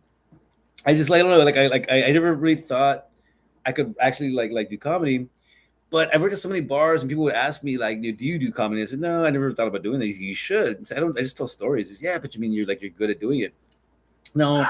After like watching all these comedians, and especially like watching the interviews that talk about how they get into comedy, sometimes they say it in their sets. They talk about about writing jokes. It's like if you something funny pops in your head, or you see something or observe something hilarious, write it down. Because here's the thing, saying it out loud right then and there might not be funny to anybody else. Not in the way you saw it in your head. But if you sit and break it down, you can make it fucking phenomenally hilarious if you try. Because that's what I've been doing. I thought, because again, like I said, I used to be a writer. And I thought to myself, I never actually applied my writing skills to comedy. And I've been doing it. And I'm like, I'm actually not bad at this. Because don't get me wrong. I'm not trying to toot my own horn. I haven't actually sat and wrote full jokes yet. I know I sent you a couple of snippets of like ideas. Like, hey, what do you think of this? What do you think of an opening for this? I don't want to say them on the air because I don't want anyone to steal my joke. But like the openers that I've come up with so far and the subjects that I've written down, I was like, you know what? I could totally like make this into like a laughable joke. I just gotta go. I'm gonna go to the venues, scout the audience, see, what kind of people, I'm gonna be standing in front of. I want to make sure I don't want to ruffle any feathers, but if I do, I want to make sure I do it the right way. You know what I mean? Mm-hmm. But I think this would be really good promotion for the podcast. I think that would definitely get us a shitload of attention. If I do it right, yeah, definitely. People gonna want to be on the fucking show. If anything, that'd be fucking badass. This is gonna be our fucking year, man. But anyway, sorry. To reiterate, back to what we were talking about. Shibi, like everything right now is fucked up because like we live in a society right now where our government is basically brainwashing us into making us think that this is just the way everything is now. But the reality is, though, is that there's one thing that has not changed ever since I was a kid. Is that all of our government leaders are still all filthy fucking rich, and we're not. And we're not. Not even our parents who've been working their asses off their entire lives, most of them. Our parents, at the very least, should be doing way better than they are, especially if they're still working, which most of them shouldn't be. That's the saddest part too, is that most of our parents probably still are, aren't they, folks? Yeah. So you're nodding your heads. Sucks, right? I hate to see fucking mom and dad still busting their ass in their fucking 60s. Jesus Christ, man. Trust me, it breaks my heart too. And I'm not saying that I'm much better. I should be doing more, but hey, my sister's doing great. I'm not seeing her lifting any fucking fingers. Fuck you. Just saying. If you're gonna point fingers, hey, don't just look at me, man. There's three of us, okay? There's three of us. Remember, whenever you point a finger, you're pointing four back. You're pointing four back at yourself. Yeah, or some shit like that. Yeah, you're pointing four back at yourself. I mean, it's funny. You're actually not. You're pointing three back at yourself. Your thumb is pointing at the person still. But anyways, no. But the point I'm trying to make though is that like the reason that things are like this right now though is because the way that the system is manipulated into making us think that we're in a prosperous era right now. Everybody's working. Everybody has a car. Everybody has nice things. That's the key word here. Everybody has nice things. And one of those nice things is of all these luxuries that nobody ever really needs. Ever. Yeah. But they make us think that we need them. And now because time has gone by, they figured out what people like the most, especially because of social media. Like with they're able to track you on the phone. Everything. Because chill out again back traffic, like when on your GPS and shit, and it says like 30 minutes here, and traffic is congested. On when you're using your GPS and shit. Huh? What it uses is it uses everybody's cell phone. Everybody's cell phone that's traveling down that road, because pretty much everybody has a cell phone now. Yep. So what they do is it tracks the cell phone movement through the highway, and that's how it's able to determine and give you the information or whatever on how traffic's moving and congestion and shit like that. Now, for a while, when people start talking about, the tracking the cell phones, don't get me wrong, that part I did believe, because that wasn't our government telling it anything. That was people like looking into themselves. I watched a shitload of Dateline episodes, and it was like it fucked with my head a lot. And then I saw all these movies like fucking Eagle Eye. Eagle Eye was a great one. If anybody hasn't seen it, watch that one. Eagle Eye is a phenomenal movie. That scared the fuck out of me too. That's when Big Brother first came into play. Yeah, but then Big Brother, they started talking about Big Brother and shit. The worst one so far is the new one that just came out with Chris Pratt. Not Chris Pratt. No, from fucking Guardians of the Galaxy. Shit. Oh, I gotta look it up. Fuck. It's Chris Pratt. No, where it's kind of like it's Chris Pratt. Hold on. No, recall. What's the thing with Tom Cruise? Mercy. Yeah, Mercy. Okay, so the movie's called Mercy. If anybody hasn't seen it, I highly recommend it. I don't want to break it down too much, but it's about basically AI having absolute full control of all of our media entirely, based on the circumstances, of course. But basically, they're trying to solve a murder case, and she's like pulling up fucking like video feeds from people's cell phones as they're using it at the time, and I'm like, whoa, what the fuck? Yeah. The scariest part about that movie is that we can do that now. The scary part about that little fact is they're already fucking doing it right now. If I was not recording this on YouTube, somebody would still be watching it, and it would not be Joey because Joey doesn't even have a video camera on his phone. Well, he does, but he's not watching this video camera. But somebody at all times, any single time, you take a selfie or a video or a picture of literally anything, somebody else is watching that long before you decide to send it to anybody. If you do, the moment you save that to your phone, the moment you even look at it, you haven't even taken the photo yet. Your phone is literally scanning everything. You know the terms and the agreements and all that shit that you sign when you whatever with Facebook, right. And Instagram and TikTok and all that shit, where you give them access to your camera roll and you give them access to your camera and all that shit. That's also fucking giving them access to your shit because in the terms and agreement, yeah. Now it's funny. It's funny. Is it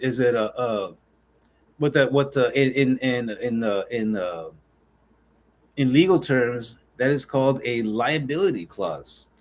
They make you agree to those terms so that later on, when you find out that they stole your information, they can say, actually, you said the moment you started using your app, before you started using your app, we said, by the way, if you want to use our app, you have to give us access to literally all of your information.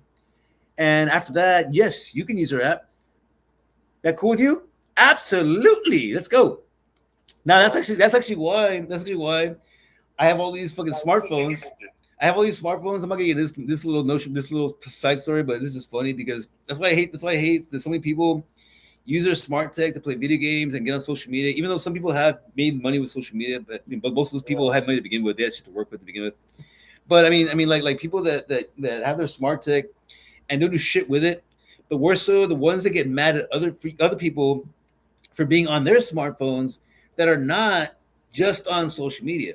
I got 5 fucking dummy phones, and all of them, even right now, while Joey and I have been recording, I've been on these fucking apps making me money right now.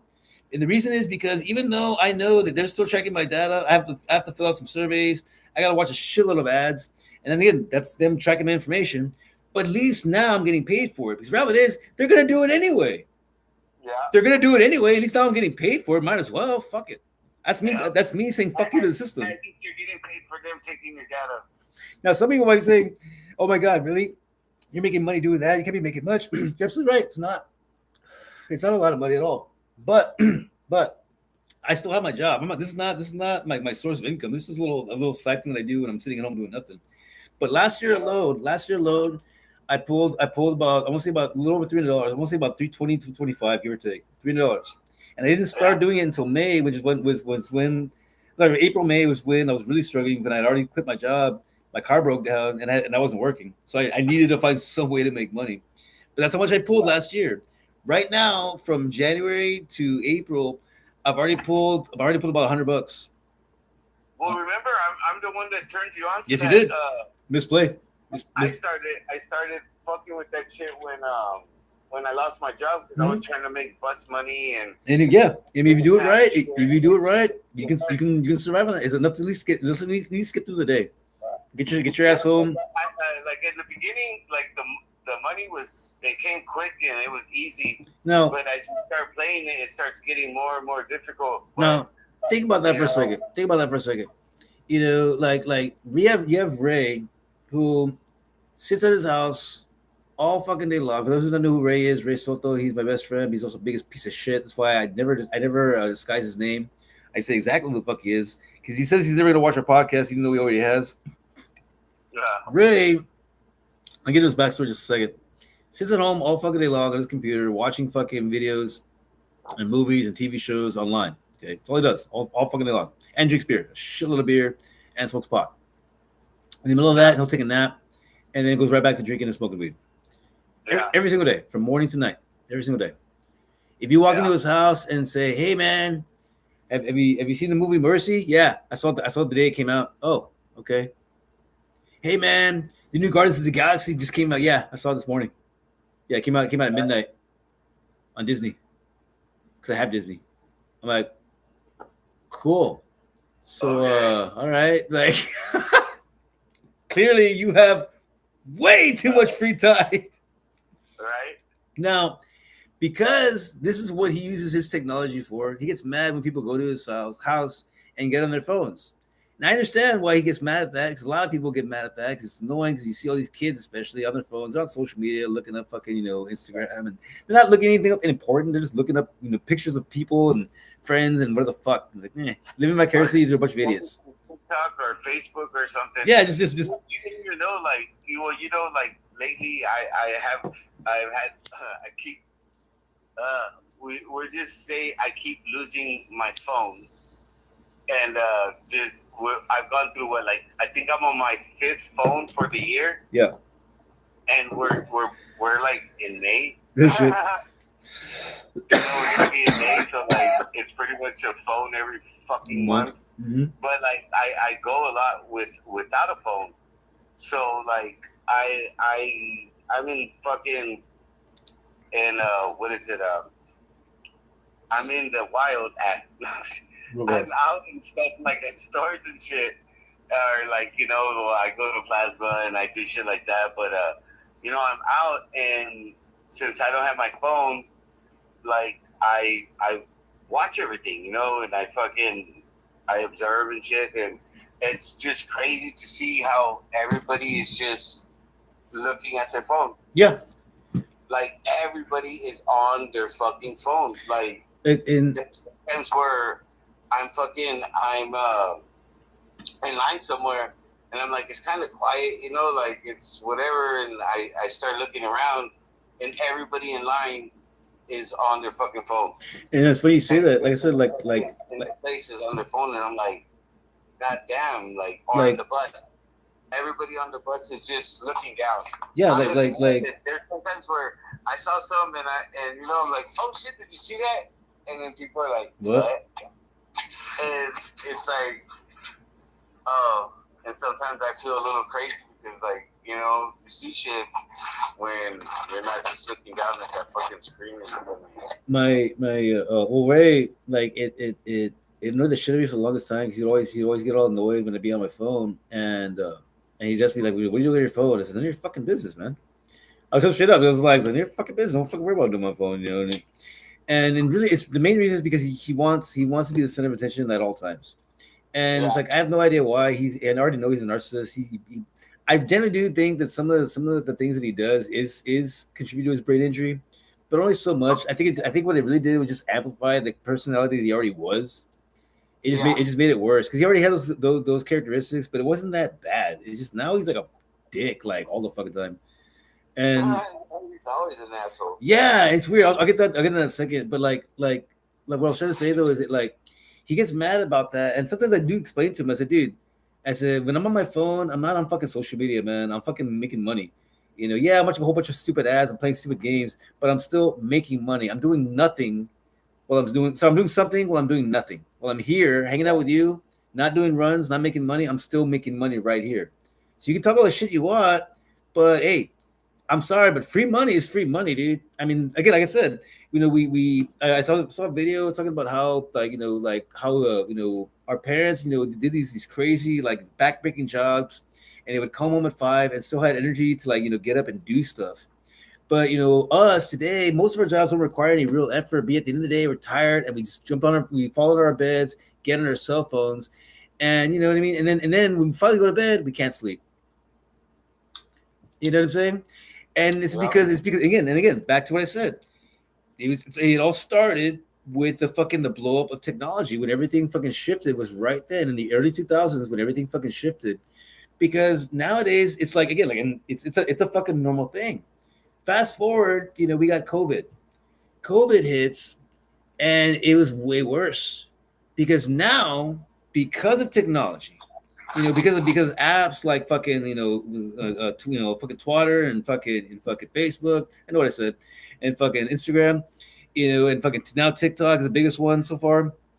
And then posting all of their information on social media for everyone to see, live videos, everything that they like to do, their thoughts, their feelings, everything, as much as they can unload on a bunch of strangers, but also the businesses and marketers that are fucking saving all this information to figure out how to enforce the very next scheme to take more money from us.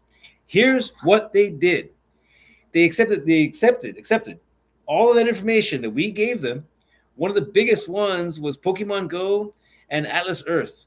Both of those literally told you to walk around everywhere with your video camera, looking at everything, constantly tracking your location at every single point, not just main locations like businesses or homes, everywhere, everywhere. They mapped the entire world because of you idiots. And I say you idiots because I didn't fucking touch those fucking apps. I was smart enough to know that better. But guess what? They've even revealed, yeah, that's by the way, that is what we're doing. They even said straight up that is what we were doing, which is really fucked up because again, nobody seems to care. But hey, what do I know? But because of that, because of all those surveys and documenting every single place you love to go more than everywhere else, whether it be a restaurant or a bar or you know or a location that you enjoy going, or maybe it's just a nice little spot, you know, out in the woods or a public park. Guess what? Now they know everybody's hobbies, exactly when they like to do stuff, like the things that they do more, how important it is, how much are you willing to pay if you do not have as easy as an access to it as you did before. Remember when Netflix first came out and it had everything? That was cool, right? Wasn't that fun? But then after a while, they started branching off. Hulu came up. All of a sudden, you couldn't find everything on Netflix. You could only find them on Hulu. But then, what came next? Shit, fucking was it Paramount? Fucking HBO and all the big HBO and HBO Max, fucking Disney. Then we started getting mergers. They started coming together. You know the funny thing about that though, it's all one company. Believe it or not, it really is. All of those networks, they all fucking fall under one umbrella. Okay, it's a long. I'm not gonna explain all that. It's a long, drawn out explanation, but it gets really scary when you really realize like how our media is controlled by just a handful of people. It's fucking scary as shit, too. It really fucking is. But that's how they brainwash us. That's how they control what we do, what we say, what we think every single day of our lives. That's why now when I'm on my phone, I'm making money. I do check my social media, but one thing that I can't stand, I just realized they turned Facebook into fucking TikTok. I know you haven't been on, but you're gonna see it soon when you're on it enough. I keep on seeing comments or posts from people that I've never met. I'm like, who the fuck is this asshole? I don't know you. Telling me comments on things that I'm posting. I don't fucking know you, so I don't care about your opinions. So you can fuck off. Why are you even seeing this? It happened today. Wow, now it's because I noticed now that I've been back on Facebook, like I'm seeing fucking people's posts, and I'm like, what the fuck? Who the fuck is this guy? And then they say something, and it says follow, like next to their name it says to follow, and I'm like, follow, like, so they're not even my friends, they're not like nothing. So why the fuck am I seeing this shit? Exactly. No. So just to revert back to what I was saying though, is it okay? Like, because this is important. I might have to Google some things, but if I'm incorrect, do you remember what network had the Super Bowl? I don't know. It's always between. Isn't it like it's either NBC, ABC, or Fox? Hold on. Let's see. Okay, you're absolutely right. It was. Wait, yeah, it was NBC. And here's the crazy thing about it though, is it you had to stream it on Peacock to actually watch the Super Bowl live. Yeah, to what? You had to stream. You have to have Peacock to actually. Oh, Peacock. Yeah, well now they're starting to do shit like yeah. that. Like, And then the UFC, I believe, is Netflix. And then hey, Netflix did a bunch of shit. Like shit, Netflix has podcasts now. Mm-hmm. I saw that. I was like, I refuse to watch this except for Kill Tony. Yeah, that's right. They bought. Tony just has 2 episodes. Yeah, they paid to Kill Tony for a couple episodes, but that was it though. That was he went back to YouTube. But yeah. But my point is though, is it like they're making it a point where you have to buy every single streaming network to watch every single show that you want to watch. And here's the funny thing about it is it reverts back to what I was saying. First, it was 9/11. that introduced technology, the blow up of technology, and they used that distraction to collect all of our data, all of our information, all of our hobbies, all of our interests, everything that we like to do, to figure out what we would do under a nationwide panic. But that was also based on a period that was war, where people were angry and frustrated and panicking and did not know what to fucking do. Now, the one thing they did not expect is we did not panic initially. So initially we did, but oddly enough, the one thing that we did do, which was beautiful and it's bittersweet, is we came together. When 9/11 happened, it was a terrible event, and I'm sorry I have to like try not to get choked up about it, because it didn't matter to me back then, because I was a kid. I didn't understand what was going on, but when I look back what happened and hear all the stories, especially from the first responders that were there, the survivors, from their family members that lost loved ones, at that incident, and then knowing that it was just a fucking another fucking distraction to put more money in the pockets of our politicians.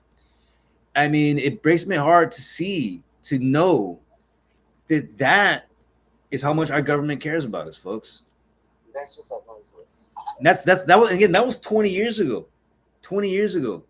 Okay, that affected one major city and several surrounding ones. But then what happened? We went to war, and all of our freaking brothers and sisters and sons and daughters traveled overseas, and guess what? A lot of them didn't come back. Some are still fucking fighting that shit over there. Some are there now because the new fucking war with our idiot president now. The reality is, folks, is that I know that's not completely true, the last part, but because most of them they've been stationed there since the beginning, and some of them never fucking left because they're stuck out there. The point I'm trying to make, though, is that like now we have COVID, right?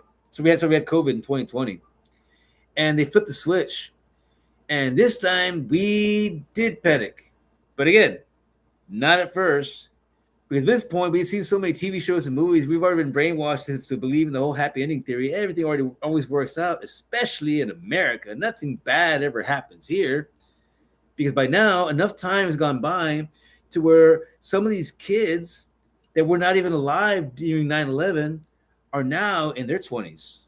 Sorry, getting into the 20s, excuse me. There's a whole generation of kids that did not live through any shit at all. At all. And they grew up already having all this technology at their fingertips. And their parents, us, gave it to them. Why? Because it made our lives easier, not having to fucking look over our stupid kids. Ain't that something? That's why we're the last good generation, because most of us, not all of us, unfortunately, let's be honest, are still have a chance, especially if you're not doing anything already. But our kids, yeah, it's like 60-40.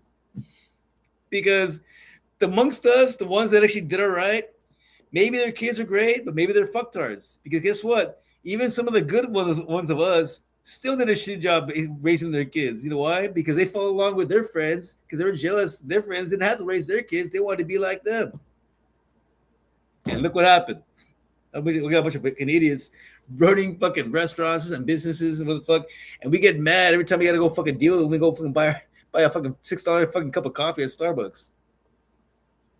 Guess what, folks? It's your fucking fault. You produce these fucking idiots. Yeah. You know what I'm saying? These kids, these idiots that work at all these restaurants and baristas and fucking fast food restaurants and the bank tellers, the fucking the gas stations, all of these fucktards, these pie babies, that all of us, our generation, get so frustrated with. Guess what? We did this. We have no one to blame but ourselves. We allowed technology to raise our kids. I mean, shit, we had TV and radio and books.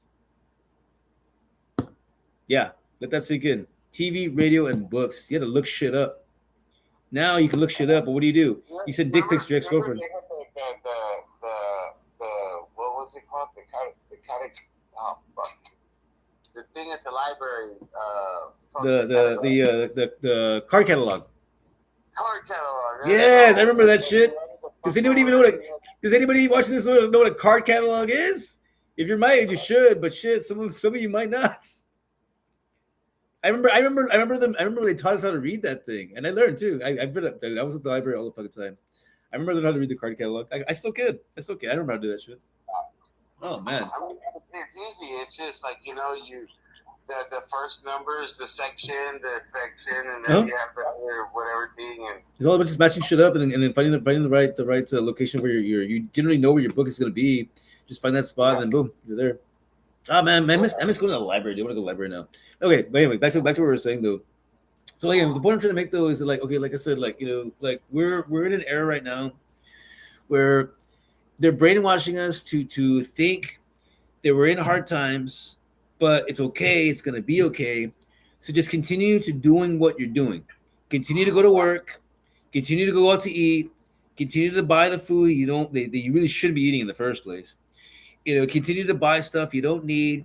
Continue to upgrade your cell phone every other year, because even though the last one still works just fine. But make sure you turn in your old one, because I want to make sure they got all the information that you had on there that they weren't able to get on their own. Another reason why I still keep all my cell phones, by the way. Nah, bitch, that's just mine. Nobody touches any of my old cell phones. The reason why I keep all my shit. Yeah. All we really need to do is just stop buying shit. Stop spending money on things you don't need. I still do not pay for any of my media. I have not paid for music. I used to buy bootleg movies on DVD back when they used to make DVDs from the flea market.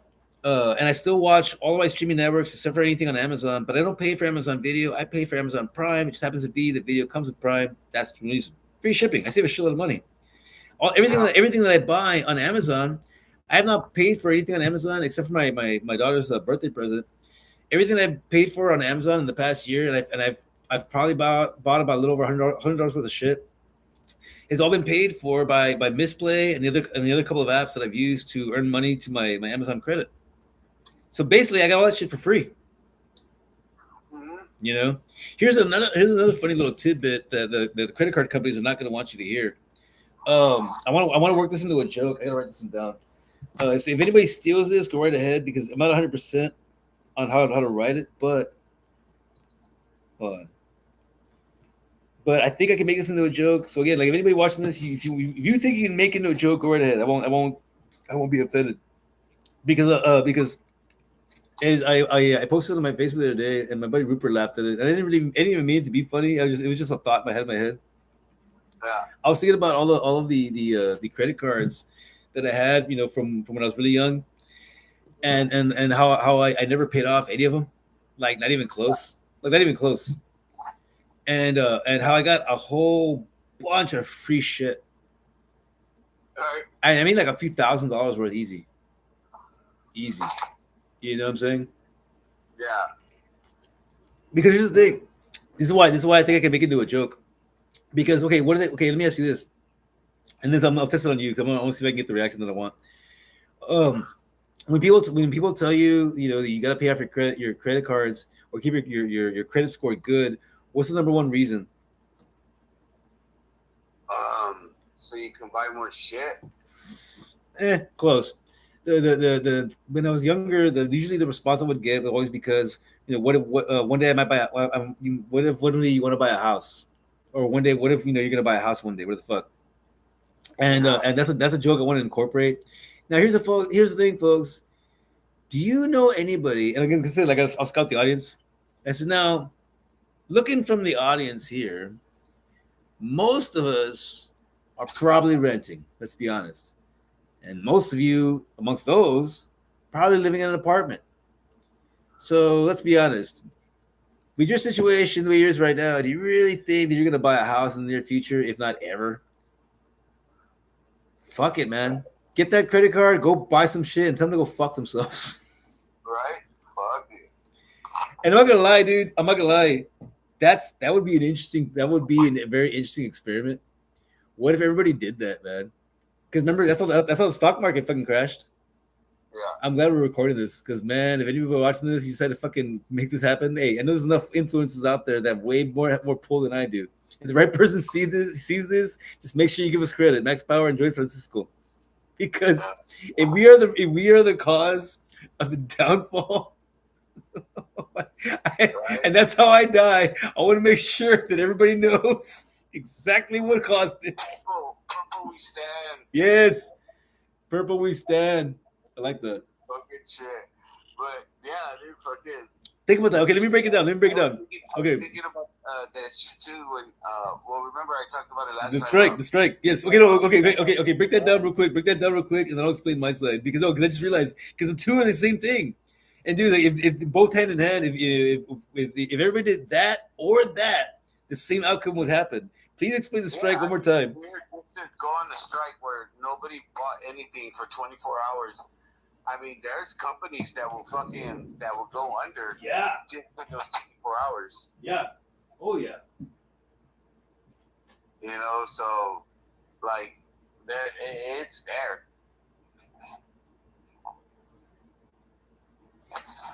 Yeah.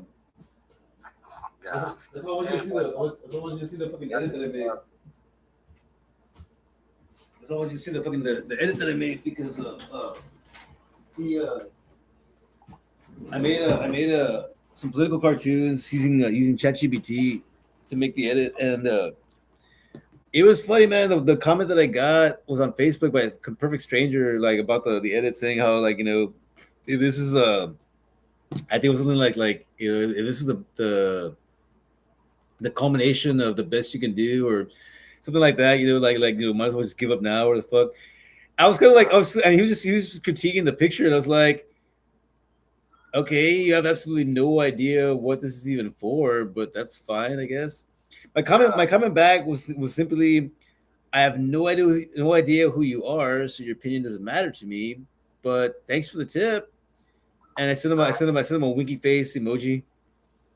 Like, I couldn't even get mad. I thought of my dad. I hate the fact that I thought of my dad in this moment. Well, everybody has their opinion. I'm like, fuck you. And your fucking opinion. Because that's what my dad would always tell me. Whenever I would get into an argument with my dad, I'd back him into a corner. That was always his fucking. He was getting a jail free card. Well, everybody has their opinion. Oh, god damn it! It's the one thing you can't argue. Yeah. It's like, son of a bitch. If you can't prove what you're saying, and all you're saying is based on fucking on not assumption, speculation. Yeah. It's based on what you know, but you can't prove it, then it's still just an opinion. It's not a fact. So that's what he would do. He would back into a corner. He'd be like, "Well, everybody has their opinion. Everybody, is telling their opinion." Like, you're, god damn it! I hear you say that shit because you're right. Fuck. So that's what I told him. Well, I mean, your opinion doesn't really matter to me, but hey, thanks for the tip. Like, that's just how I feel, and it's like, Mm-hmm. I can't say shit because, like, I mean, well, that's how I guess. I mean, fuck. No, it's funny because Kenny and I had that conversation the other day because I asked him in the beginning of the show. I said, hey, what finally decided you to got you to come back to the show? The first thing he says, well, I got bored arguing with people on fucking Facebook about getting blocked and getting blocked for spreading facts. I said, what do you mean? And he said, apparently, I can't remember what it was exactly, but he said, apparently, like, somebody posted some shit up and he corrected them because, the shit they were saying wasn't true. So he looked it up himself and then, posted it up. And then he got a 3-day ban for spreading false information. And I was like, how the fuck does that work? He was like, well, you said it was true, though. He's like, what the hell? He goes, yeah. So shit like that. I just got annoyed. So I haven't really been on social media very much. And so then, but we're talking about one point, we're saying how that we told the story about the tiger and the donkey, and I'm not gonna go into the story. I already said it before, but the tiger and the donkey about how like at the end of the moral of the story is like don't argue with jackasses because you're just wasting your time, because I mean win or lose, it was still a waste of time because they're still a jackass. So why do you care? Why do you care? And I find myself in situations like that with Ray all the fucking time. Which is actually how I've been able to deal with him more recently. We have those moments still. We have our little spats. I'm not always in a good mood. Sometimes I go to Ray's place just to get away from everything for a little while, and it makes it worse because whatever reason somebody pissed him off already. So he's already in a bad mood. So he comes at me with his fucking shit. I'm like, god damn it, this is a fucking bad idea. Yeah. So it makes it worse, and it's just like I guess ultimately it comes down to is like Shit, sorry. What did I say for that? I lost my train of thought. Sorry. Think about. I think I better break for a reason. Hold on. I lost my train of thought. Son of a bitch. I'm fucking high. Oh shit. It's okay. We'll circle back. But no, fuck that. What were we talking about? Even before that. Oh, the fucking political cartoons, and how they're squeezing us. The strike. There you go. The strike. Sorry, I had to circle back. Okay, 2 minutes. I had to backtrack a little bit. Okay, now you mentioned the strike and how that's why I mentioned the political cartoon because the scenes that I made, it showed basically like what you said. How like turning off all the lights, sitting at home doing nothing, and it showed you and me sitting and having a conversation. Then there's another image of us, like sitting down reading books. The whole point of it is like we're not watching TV, we're not on our phones, we're just sitting down, just enjoying life, and that's it. What we can all be doing. We don't need technology as much as we think we do. We're always on our fucking phones, like they're fucking attached to our hands. Yeah. But the other thing though is what I mentioned right now. For those that are not history buffs, the way the stock market crashed was people were buying with borrowed funds. And that's basically what everybody does today when it comes to credit cards. Now, here's the thing when it comes to that, is it like there was no warning as to what would happen if people bought all of this shit with borrowed funds. They were promised that these goods, everything, these businesses were going to succeed no matter what. Okay, no matter what. But here's the thing, though, is that these businesses used money that was not actually there. They had not actually made the money yet. So guess what? That went sour real fucking quick, and everybody fucking lost all of their fucking money. It was pretty fucking bad. A lot of people killed themselves. Yeah. Now, people sold their kids, like all sorts of shit. it was bad. It was a really bad time for America. Now, fast forward. In today's society, if you were to do that with a credit card, say everybody were to go online or just fill out one of those letters you get in the mail every fucking other week. Fill one out. I guarantee you'll get approved. I guarantee you'll get one. Nobody ever gets denied a credit card. The only time you get denied a credit card is when you apply yourself. That's the truth, by the way. If you get a letter, guess what? You've already been approved. Because every letter says you've been pre-approved. It might be $200, it might be $600, it might be $1,000, but it's still something. It's still something. Now, here's what you do.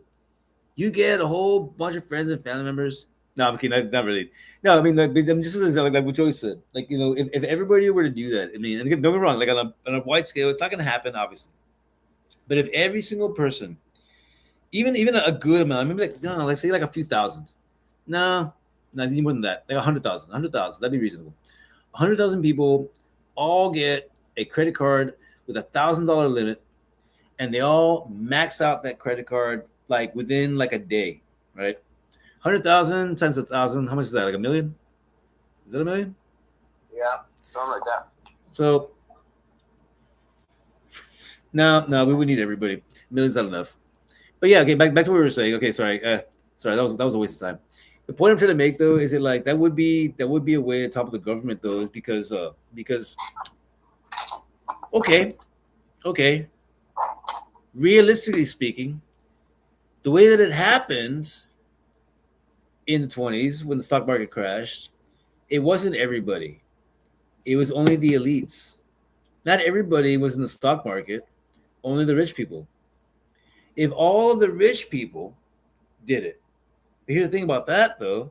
They made it a point to where it's so easy for the rich to stay rich, they would never have to worry about that ever again.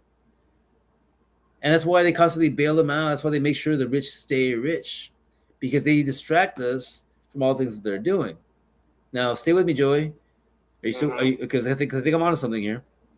Because then the solution is not the rich spending all their money, because guess what? They have more than enough money to count. Every person has funds upon funds, and they've all invested. They learned from our forefathers' mistakes. Their elite forefathers' mistakes, while us, the poor folks, whom have always had poor families, did not know to learn from this mistake. We didn't make that mistake. So guess what?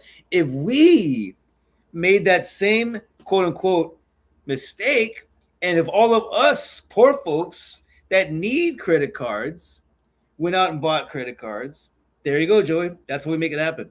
That's the one we got to create. We got to get everybody that is struggling check to check, that's not getting by. Tell, hey, just go out and get yourself a credit card, man, and spend all your money on that. But while you're still getting that, while you're on that credit card, sign up for another one.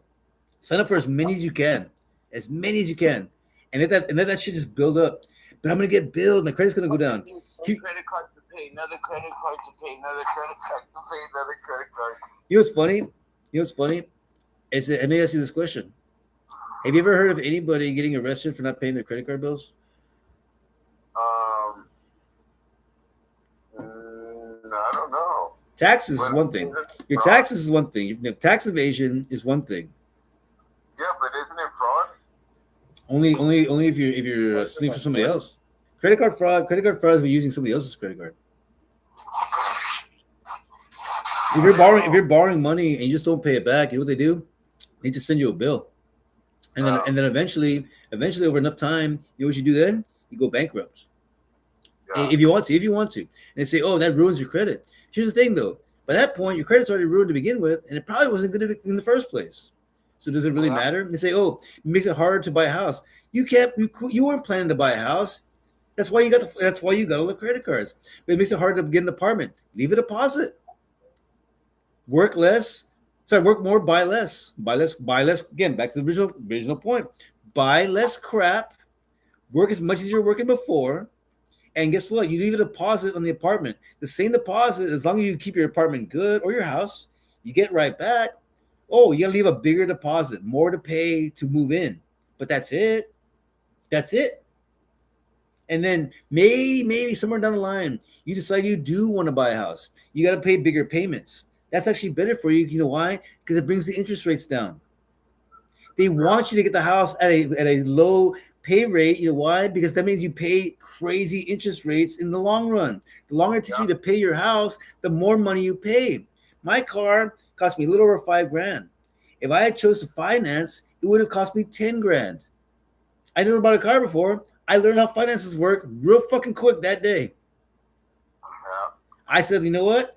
I could buy this other car for $6,000, but guess what? It's going to cost me an extra $3,000, and I don't have that, so I'm just going to take this one. I bought an Intrepid from a dealership, and the car was only like $4,000, $3,000-4,000, and with the financing and everything, I ended up paying like 11, 12. Wow. Yeah, but I wrecked the car, so. How long did it take you? How long did it take you to pay it off? I never paid it off. Oh wow. I wrecked the car. Like I got in a hit and run. It was a crazy story. Yeah. Oh well, fuck it. That's what it's here. That's why we're here. Go for it. I went to a party, a graduation party. Wait, hold on. You gotta do it right. This is story time with Joey. Yeah. So I went to a graduation party for my friends, and I had the tap, so that's why I showed up, and they were like 2 or 3 years younger than I was, and I was like the old guy there. It felt weird, but fucking got drunk and fucking was talking to homeboy's older sister. And she was like, oh, well, I need a ride home. And I was like, oh, yeah. She was like, give me a ride and this and that. And she was like, you know, giving me fucking whatever, like sign signals and this and that. I was like, hell yeah. So I just lived down the street like a block. So I ran home. I got the keys to my car and I went back. Well, when I went back, she was standing outside with like fucking 5 other people. And I was like, what the fuck? So everybody had a little bit of money, so we put gas. So I was like, fuck it. Everybody gave me gas money. Some people gave me weed, cigarettes. That works. Uh-huh. That works. Yeah, so we got gas. We did all this shit, and I ended up fucking all over town, and at the end, I was on the south side, and I didn't know what highway I was on. Well, after all the driving, I waited to drop her off last, you know. Well, we get to her apartment, we pull up, I park, and I'm like, all right, you know, so what's up? You know, we go up and hang out, and she was like, no, you know, this and that, and she was like, thanks, and she stuck her hand out and shook my hand, Okay. and I was like, damn, well, that sucks. No And shit. Okay, thanks. Like, what the fuck? yeah, and I still had a full cup of a mixed drink and shit, so I fucking said, fuck it, I started sipping I said, it. well, I'm drinking this now. I guess it's mine. Like, I guess it is what it is. I'll just go back home. Fuck. Fuck it. So I'm thinking I'm on 410, and I'm not on 410. I'm on 35. So I'm figuring like I'm gonna loop around, you know, because 410 is just a big circle and shit. And I'm waiting, and it's like country, and I'm like, what the fuck? So I need to take a piss, so I exit. I go run into bushes. I take a piss.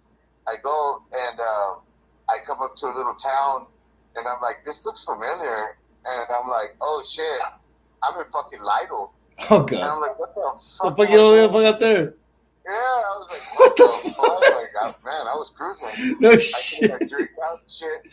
Well, as I'm making a turn to get back on the highway, I hit a curb, a big ass fucking curb. Well, I hit it with both tires, and I bent the rim, and I fucking I popped the tires. Mm-mm. Well, my That sucks. dumbass, the air was like coming out and shit. And I was like, oh well, I can fucking I might be able to make it back before the car runs out of air.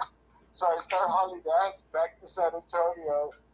I end up Jesus. fucking, the tires end up coming off the rim. Shut up. Yeah, when one of the fucking tires came off, it ripped off my fucking rear bumper. Damn. And the car do a fucking 180 on the fucking highway and shit. Shit. And fucking, man, I fucking scared the shit out of me. Fuck yeah. I had just passed an 18-wheeler. Oh goddamn. So in my head was like, oh shit. I'm gonna it's die. like, I was pretty much fucking sideways in the fucking on the highway, and I fucking I was able to get the car off. Well, I was like, I'll replace one of the tires. Dude, the car was so low because it was on the ramp that I couldn't even get the jack under the car. Oh, shut the fuck up. Yeah, I've been there. I've been there. I was like, you know what? Fuck it. And I was like, I got to get home, this and that. So I just started driving back home on the rim, dude. I was going like 40, 50 miles an hour on fucking two rims on one side, just jabbing out, fucking hauling ass and shit, just hoping I don't fucking see a cop. No shit. And then I got off to the exit. Well, I go to fucking hit the brakes, and I guess because the fucking the tire was I didn't have tires, or the fucking when the tire came off, it did something to my brakes. But my fucking when I hit the brakes, it went all the way to the floor. And I was God damn. like, oh shit! And it was like a fucking what is it like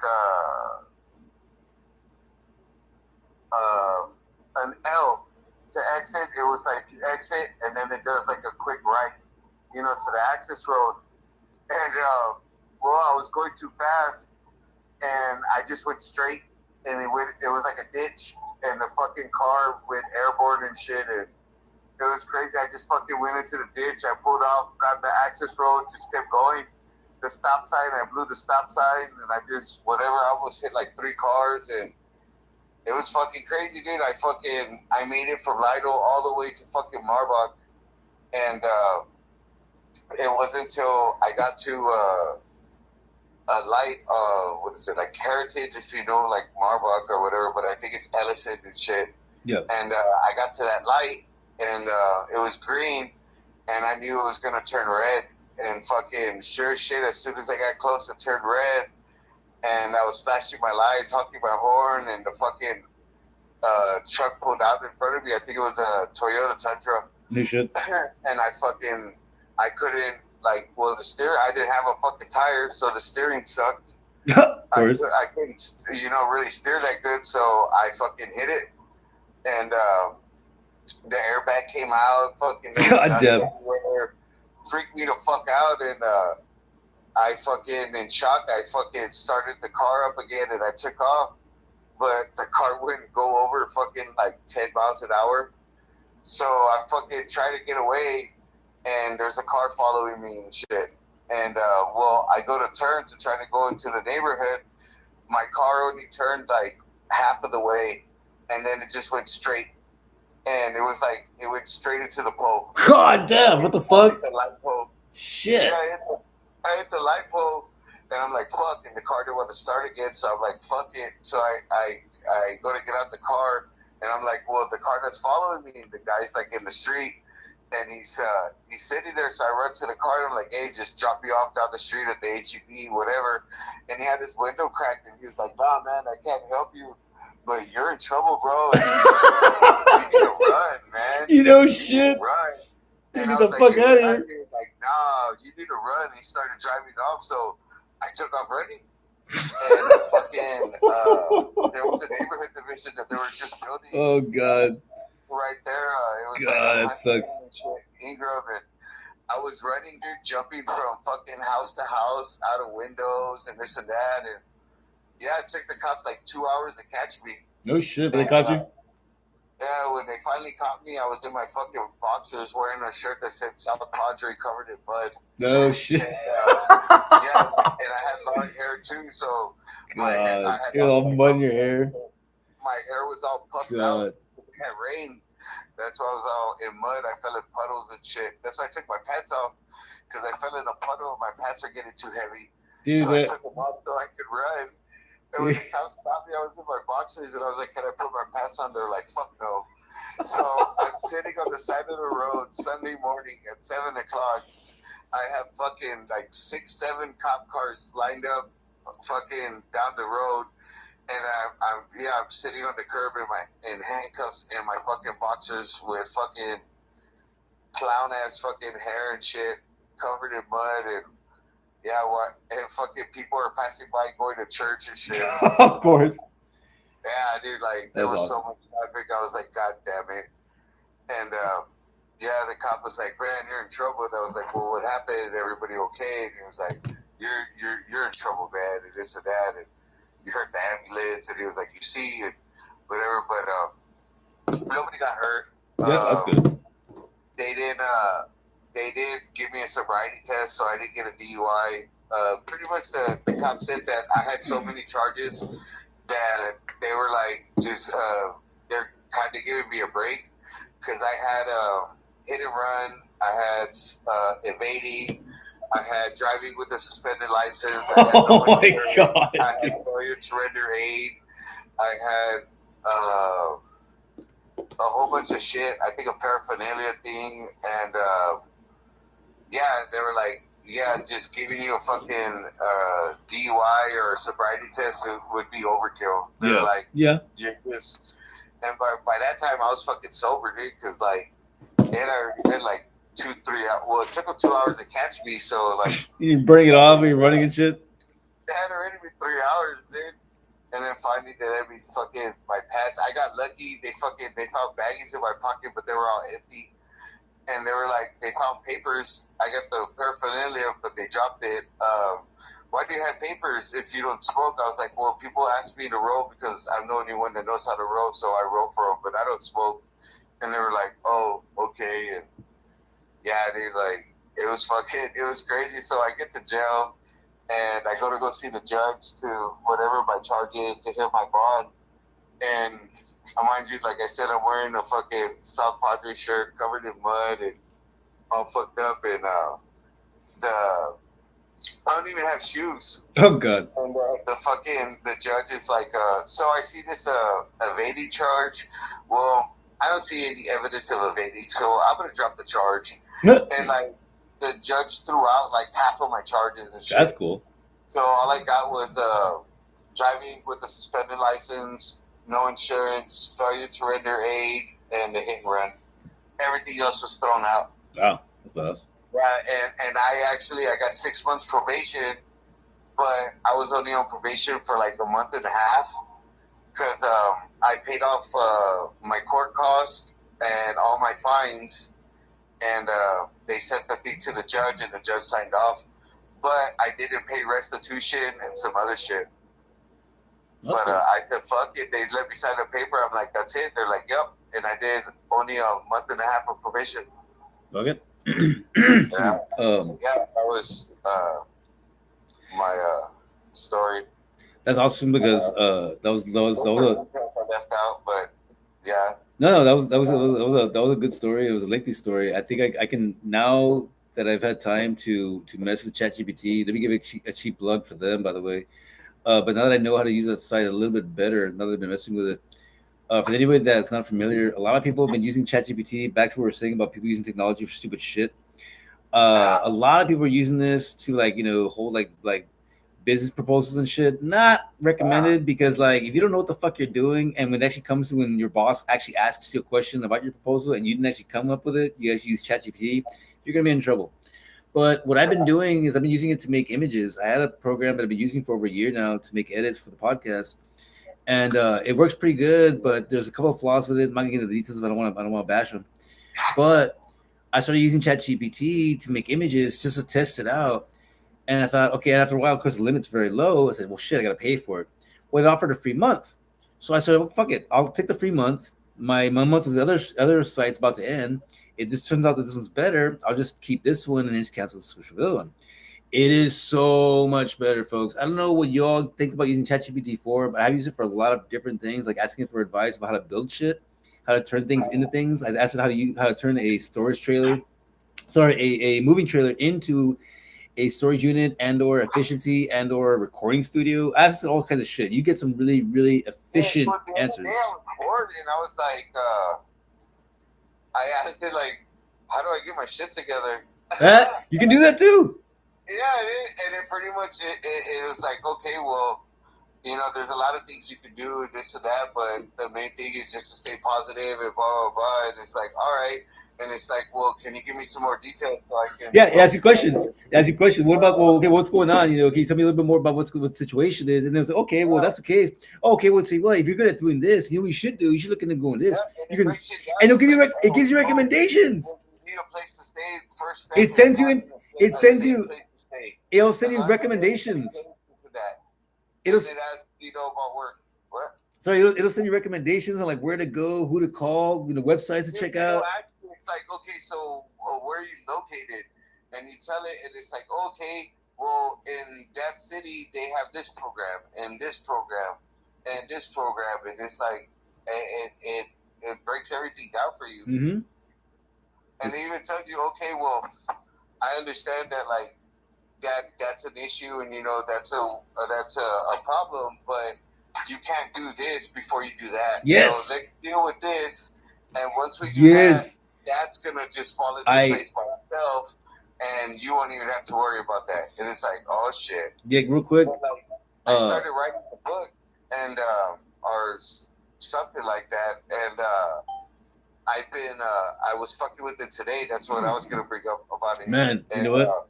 I was just giving like vague, like little whatever's of my story, and it was pretty much writing my fucking story for me. I'm gonna tell you something real quick, but after we stop recording, because I don't want this on the air. Because I just thought of something right now. I don't want anyone to steal this idea, but we do gotta start shutting it down though. I do before we complete though. I want to share one thing though. I don't have any good stories this time. I don't have any Max Power's Storytime Max Power or feel good stories this week. Not a whole lot happened this week actually, unfortunately, because like work's been slow as fuck. And so and no instance with Ray besides he's just typical fucking douchebag Ray. I'm seeing him a lot less, which is why I don't really have as many stories about him yet. But I am getting into comedy.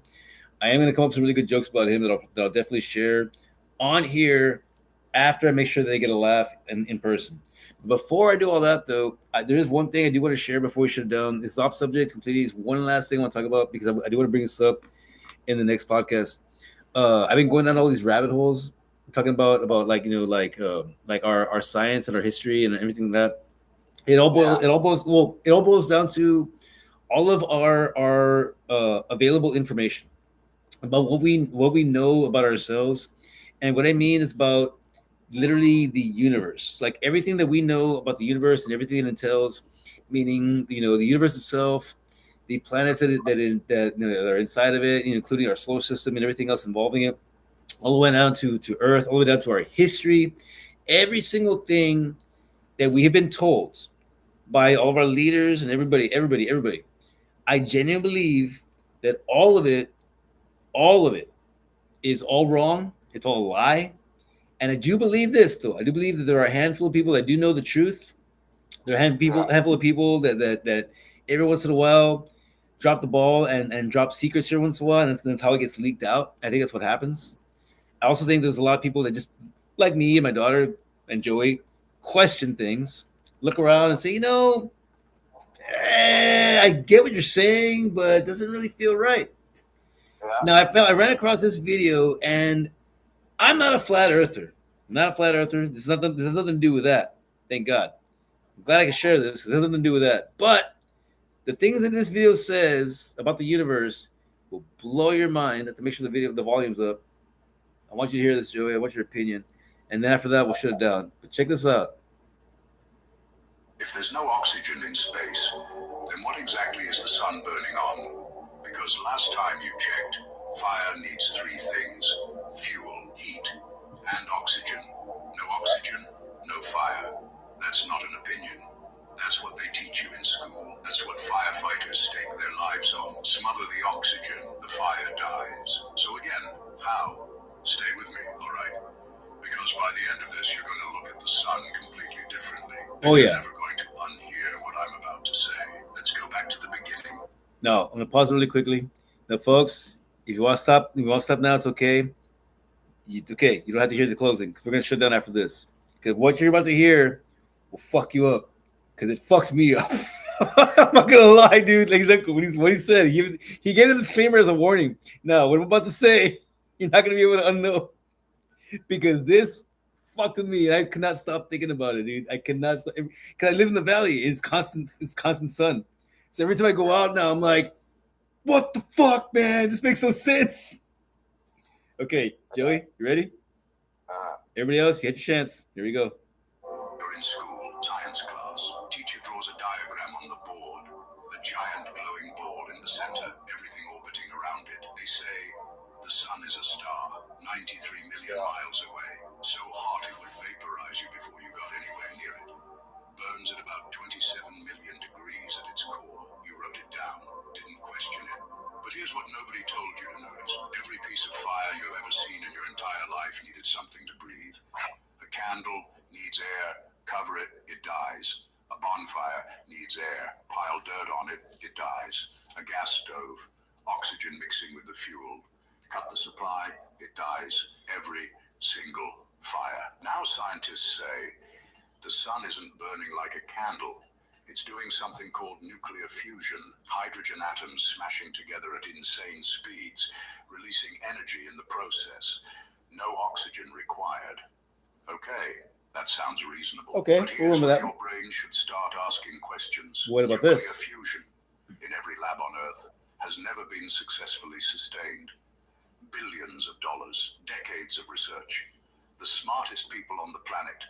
And we still can't make it work reliably down here. But out there in the cold, dark vacuum of space, it's been running perfectly for 5 billion years. No maintenance, no fuel delivery, no engineering team. Just going. Does that sit right with you? Hold on, because this is where it gets strange. Oh, yeah. They also tell us the sun is 93 million miles away, and yet you step outside on a summer afternoon and within minutes your skin is burning. Energy traveling 93 million miles, and it still has enough left to give you a sunburn in 12 minutes. Uh-huh. Just think about a light bulb, yeah? 10 feet away from your face. The further you walk from it, the dimmer and weaker it gets. That's how energy works, right? It spreads out, it weakens, and distance just kills it. The sun's energy, it crosses what? 93 million miles of cold, empty vacuum, and still lands on your skin with enough force to actually cause cancer. Does that match anything else you've ever seen about how energy travels? Uh-huh. Here's the next layer, right? They say space is a vacuum. No air, air, no pressure, no medium for anything to travel through. Sound can't travel through a vacuum, we all learned that. Space is silent, but light can. Heat can. Energy can cross 93 million miles of absolute nothing and arrive perfectly intact. Sound blocked completely. Light and heat, no problem at all. Two types of energy, same empty space, completely different rules. And nobody in school raised their hand on that one. Nope. That's what really gets me, though. The temperature in space, away from the sun, is estimated at minus 455 degrees Fahrenheit. Almost absolute zero. The coldest anything can physically get. But point yourself toward the sun, instantly warm. You're standing in minus 455 degree cold, and a ball of fire 93 million miles away is somehow warming your face. Think about standing near a bonfire on a cold night. The moment you step 10 feet away, you feel the cold again. The heat doesn't chase you across a field, but the sun's warmth chases you across 93 million miles of the coldest environment in existence. Something about that story has a gap in it, and the gap has been there the whole time. You just never had anyone point at it before. Here's a different way to look at it. What if the sun isn't a distant ball of fire 93 million miles away? Nope. Something much closer and much different from what we've been told. What if light and heat don't travel to us, but are produced locally, in the atmosphere directly above us, by the interaction of energy of air we actually live in? Every effect you see from the sun, warmth, light, shadows, happens within the atmosphere. Not above it, no vacuum problem. No 93 million miles, no oxygen paradox. You can test a version of this yourself. On a clear day, climb to high altitude, a mountain, a high-rise rooftop. The closer you physically get to the sun, the colder it gets, not warmer. Pilots flying at 30,000 feet, surrounded by sunlight, are in temperatures of minus 60 degrees outside their window. Getting closer to a fire makes you warmer, always. Getting closer to the sun makes you colder. That's not how distance from a heat source works. That's not how any fire you've ever stood next to works. So the next sunny afternoon, feel the warmth on your face and ask yourself, is that coming from 93 million miles away? Or is it coming from something happening right above you? In the sky, you can actually see. If your brain just did a full stop, good. That pause you're feeling, that's the moment real thinking starts. This page drops videos exactly. Yeah, I don't need the advertisement at the end. No, you got all that though, right? Yeah. It's a lot to think about. But the general gist of it, though, it really makes you wonder because, I mean, like when you apply the laws of physics, everything that we were taught in school, even at the basic level, when you look at that and then apply it to the sun, it doesn't make any sense. Yeah. It doesn't make any sense at all. And, you know, and then again, I know that you bring that in a conversation, obviously they're gonna look at you like you're fucking crazy. But show them that fucking video, and all of a sudden you won't, because, well, hold on a second. Have you ever thought of it this way? Have you ever thought of it every single way? Because let me tell you something. And my favorite part though is right at the beginning. Is that something they never taught? Something. This is what they taught us in school, and nobody ever questioned it. And what I say in the beginning, and what we said in the last episode, is that nobody questions anything. From the moment we are born, we are taught to automatically listen to authority. Okay, respect authority. Okay. Now, I just had this little moment in my head when I was listening to that. Like, I forgot about that part. Talking about how, what if it's a source locally, something that's been being produced, you know, by somebody, you know, kind of like in fucking the Truman Show. Now, think about that for a second, though. Doesn't the Bible talk about what? The firmament. The firmament, yeah. Uh huh.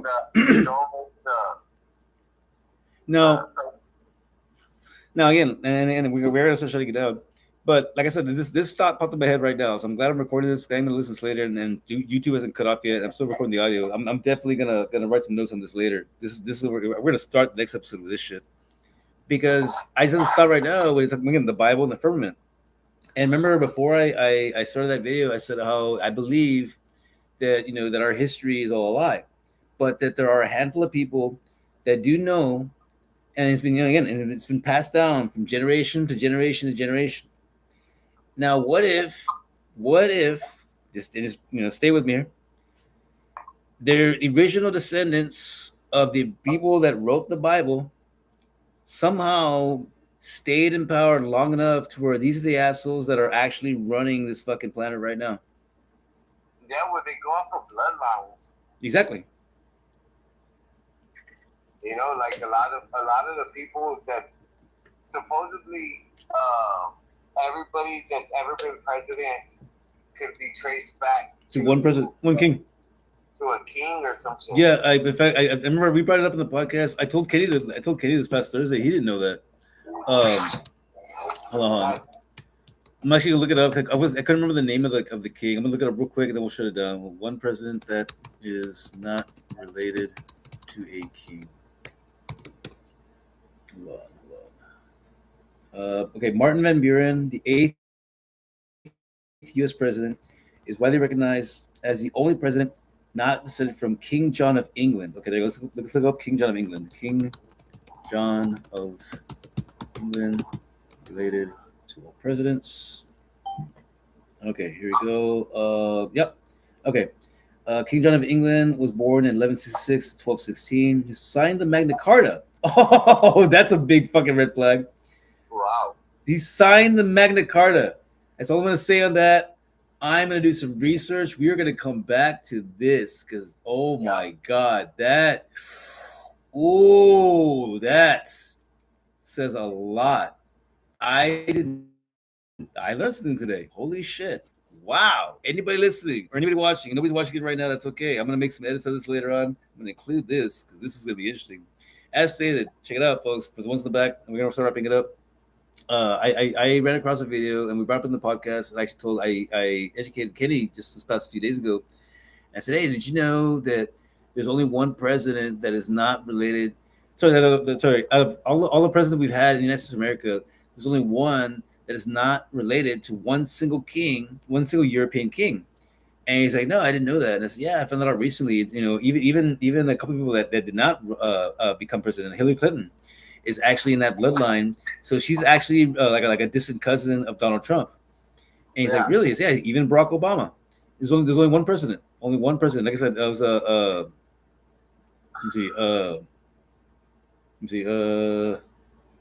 yeah, it even says up to Barack Obama. Yep, everybody, all related to the descendants of King John of England.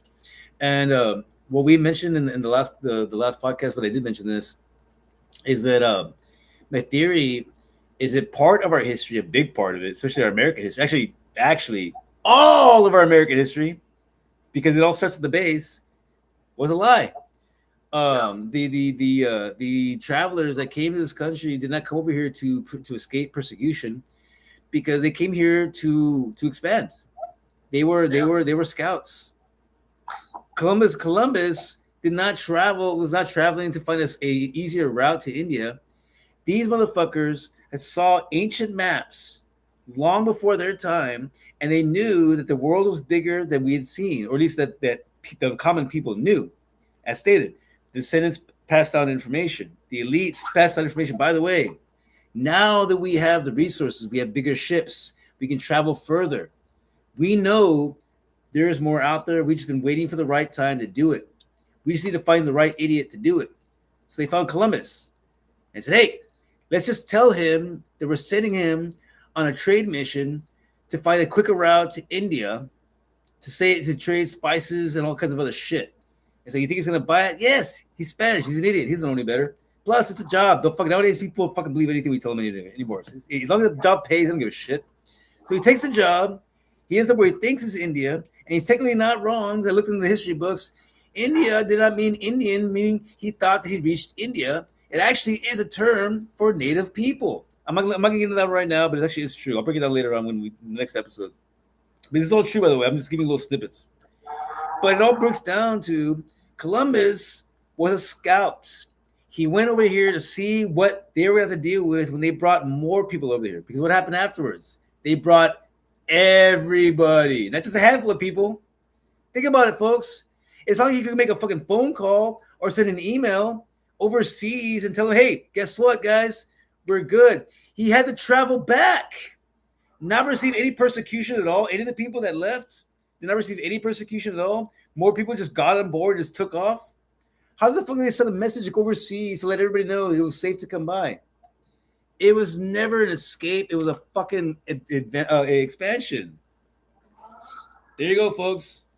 Our American history has been alive since the very beginning. It's all been the Europeans just expanding their wealth and their fucking power. And for all we know, it's not just them. I mean, they're not the oldest. They're not the oldest nation. They're not. They're not the oldest nation. So for all you know, they're just the ones that have been in charge of the fucking the expansion part of it. You know what I'm saying? Yeah. So again, I mean, in the end, I'm not saying that they're the ultimate culprit, but I am saying that our American history, which is technically the start of the expansion of their history, has all been a fucking lie. It was never about escape. It was about fucking expansion. God bless America indeed, or rather, God bless England. Son of a bitch. And then guess what? What's the number one fucking language spoken in the world? Joey, do you know? Spanish. No, it's English. No bullshit. No, it's really good. Statistically speaking, English is the number one language spoken across the world. More people speak English than any other language, because it's the one language that is universal. At some point, you're gonna have to speak it. Yeah. It's a sad truth, but it's true. But again, back to my original point. Why is that the ultimate language? Why isn't that Hebrew?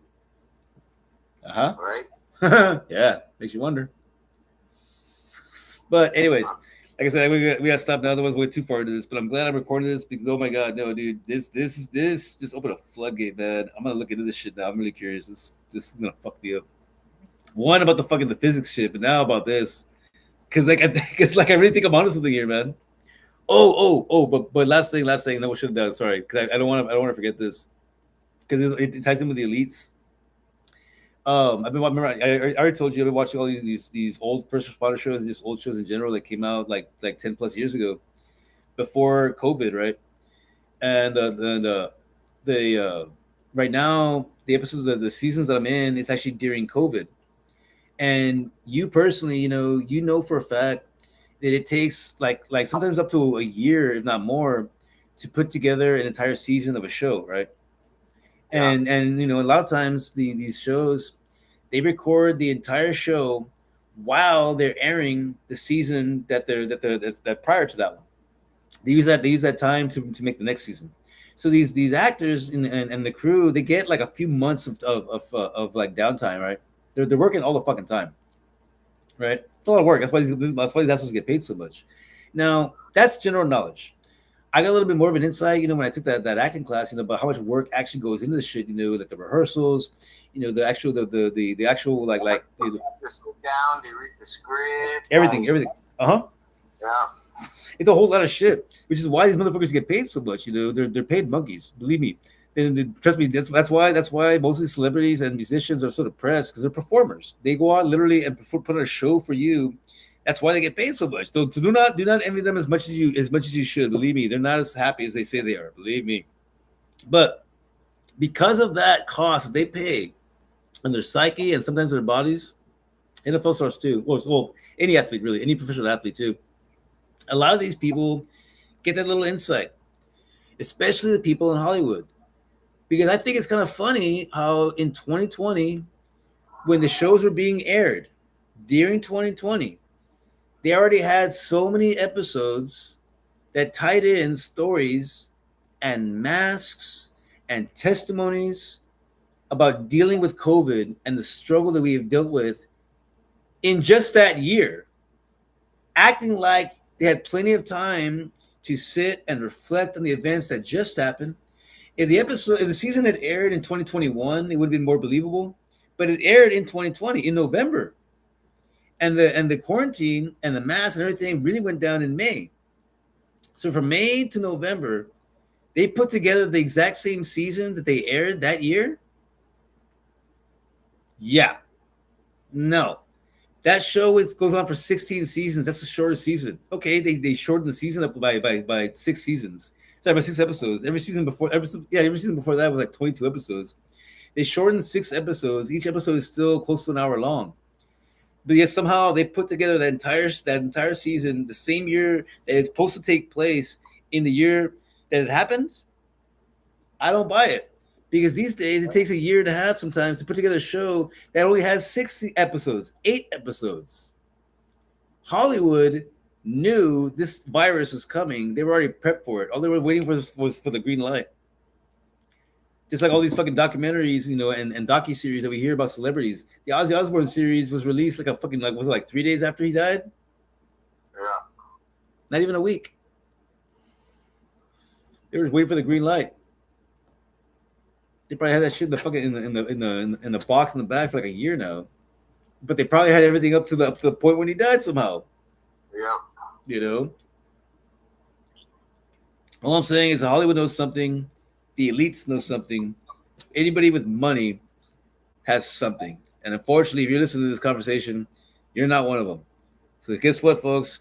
Get yourself a credit card, go out and buy some shit, and tell them to go fuck themselves and don't pay it. Because you know what? What are they gonna do? What are they gonna do? The elites got money. They don't got credit cards. They learn from their mistakes. Now let us learn from their mistakes and make a huge one again. Tell them to go fuck themselves one more time and remind them what their fucking grandparents went through so they can understand what it's like to really fucking struggle. But that being said, we're going to go ahead and proceed with our final thoughts. I didn't mean to drag that part out, but it was a lot of like last minute thoughts I want to bring up because we're recording and I know I'll remember later after I listen to it. Joey, is there anything we want to add before we go into our final thoughts, though? No.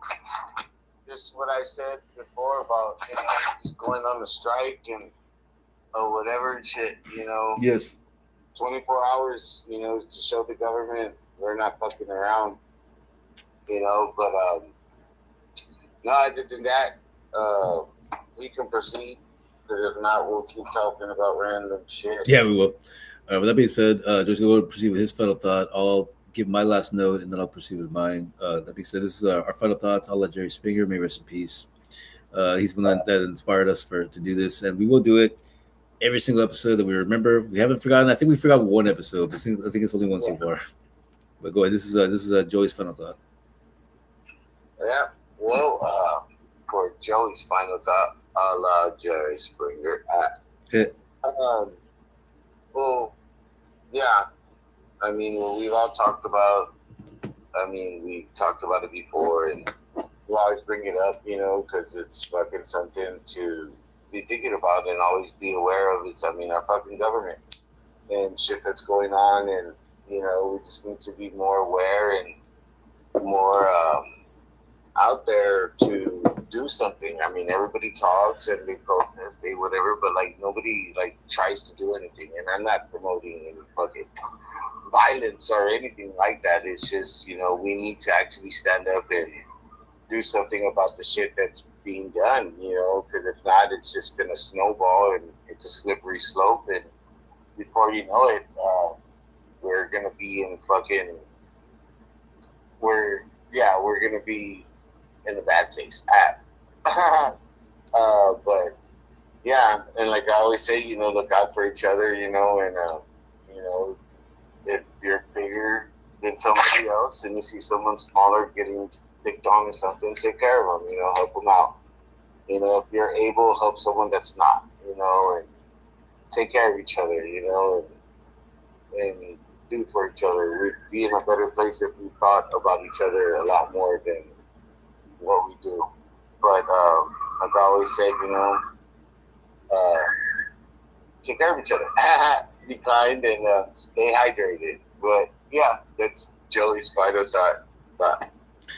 Well, the only thing I want to add as far as this is what we brought up in the podcast, we talked about a lot of different things, different subjects. The main thing that I want to remind everybody is to question everything, and also to stop fighting with each other and stop arguing with each other and focus on the bigger problem, which is our government. Like Joey said, it's not red versus blue, it's us versus them. So let's just freaking be purple.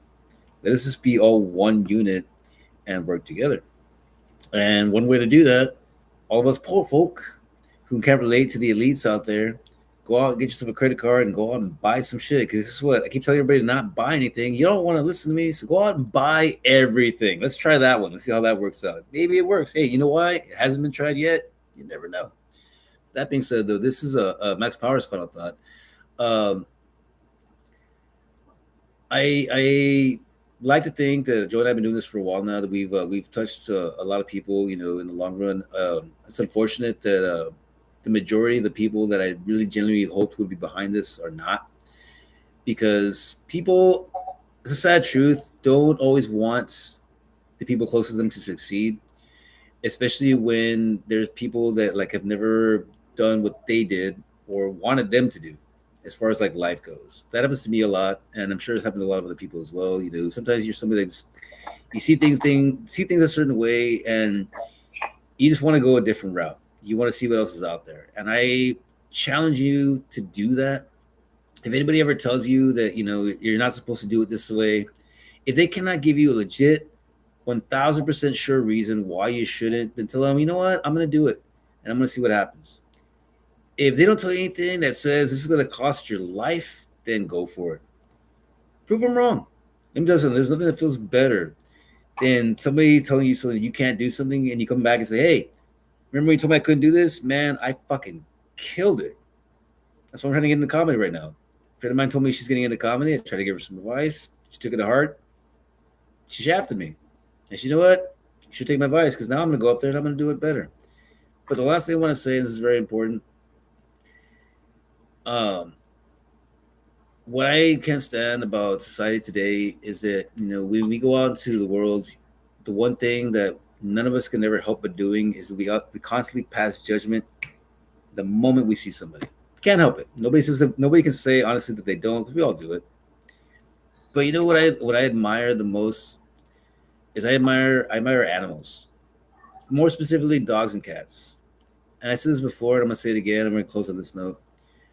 What I love about dogs and cats is that when you see dogs and cats out, in the streets, and they're in heat, they just start fucking. You know what I'm saying? There's no preference. You don't see the little poodle, fucking avoid the fucking the pit bull. You know what I'm saying? No, go fuck whoever's fucking available. And I'm talking about the pit bull being the fucking female. I've seen it happen. When a dog sees another dog, they don't see a different breed.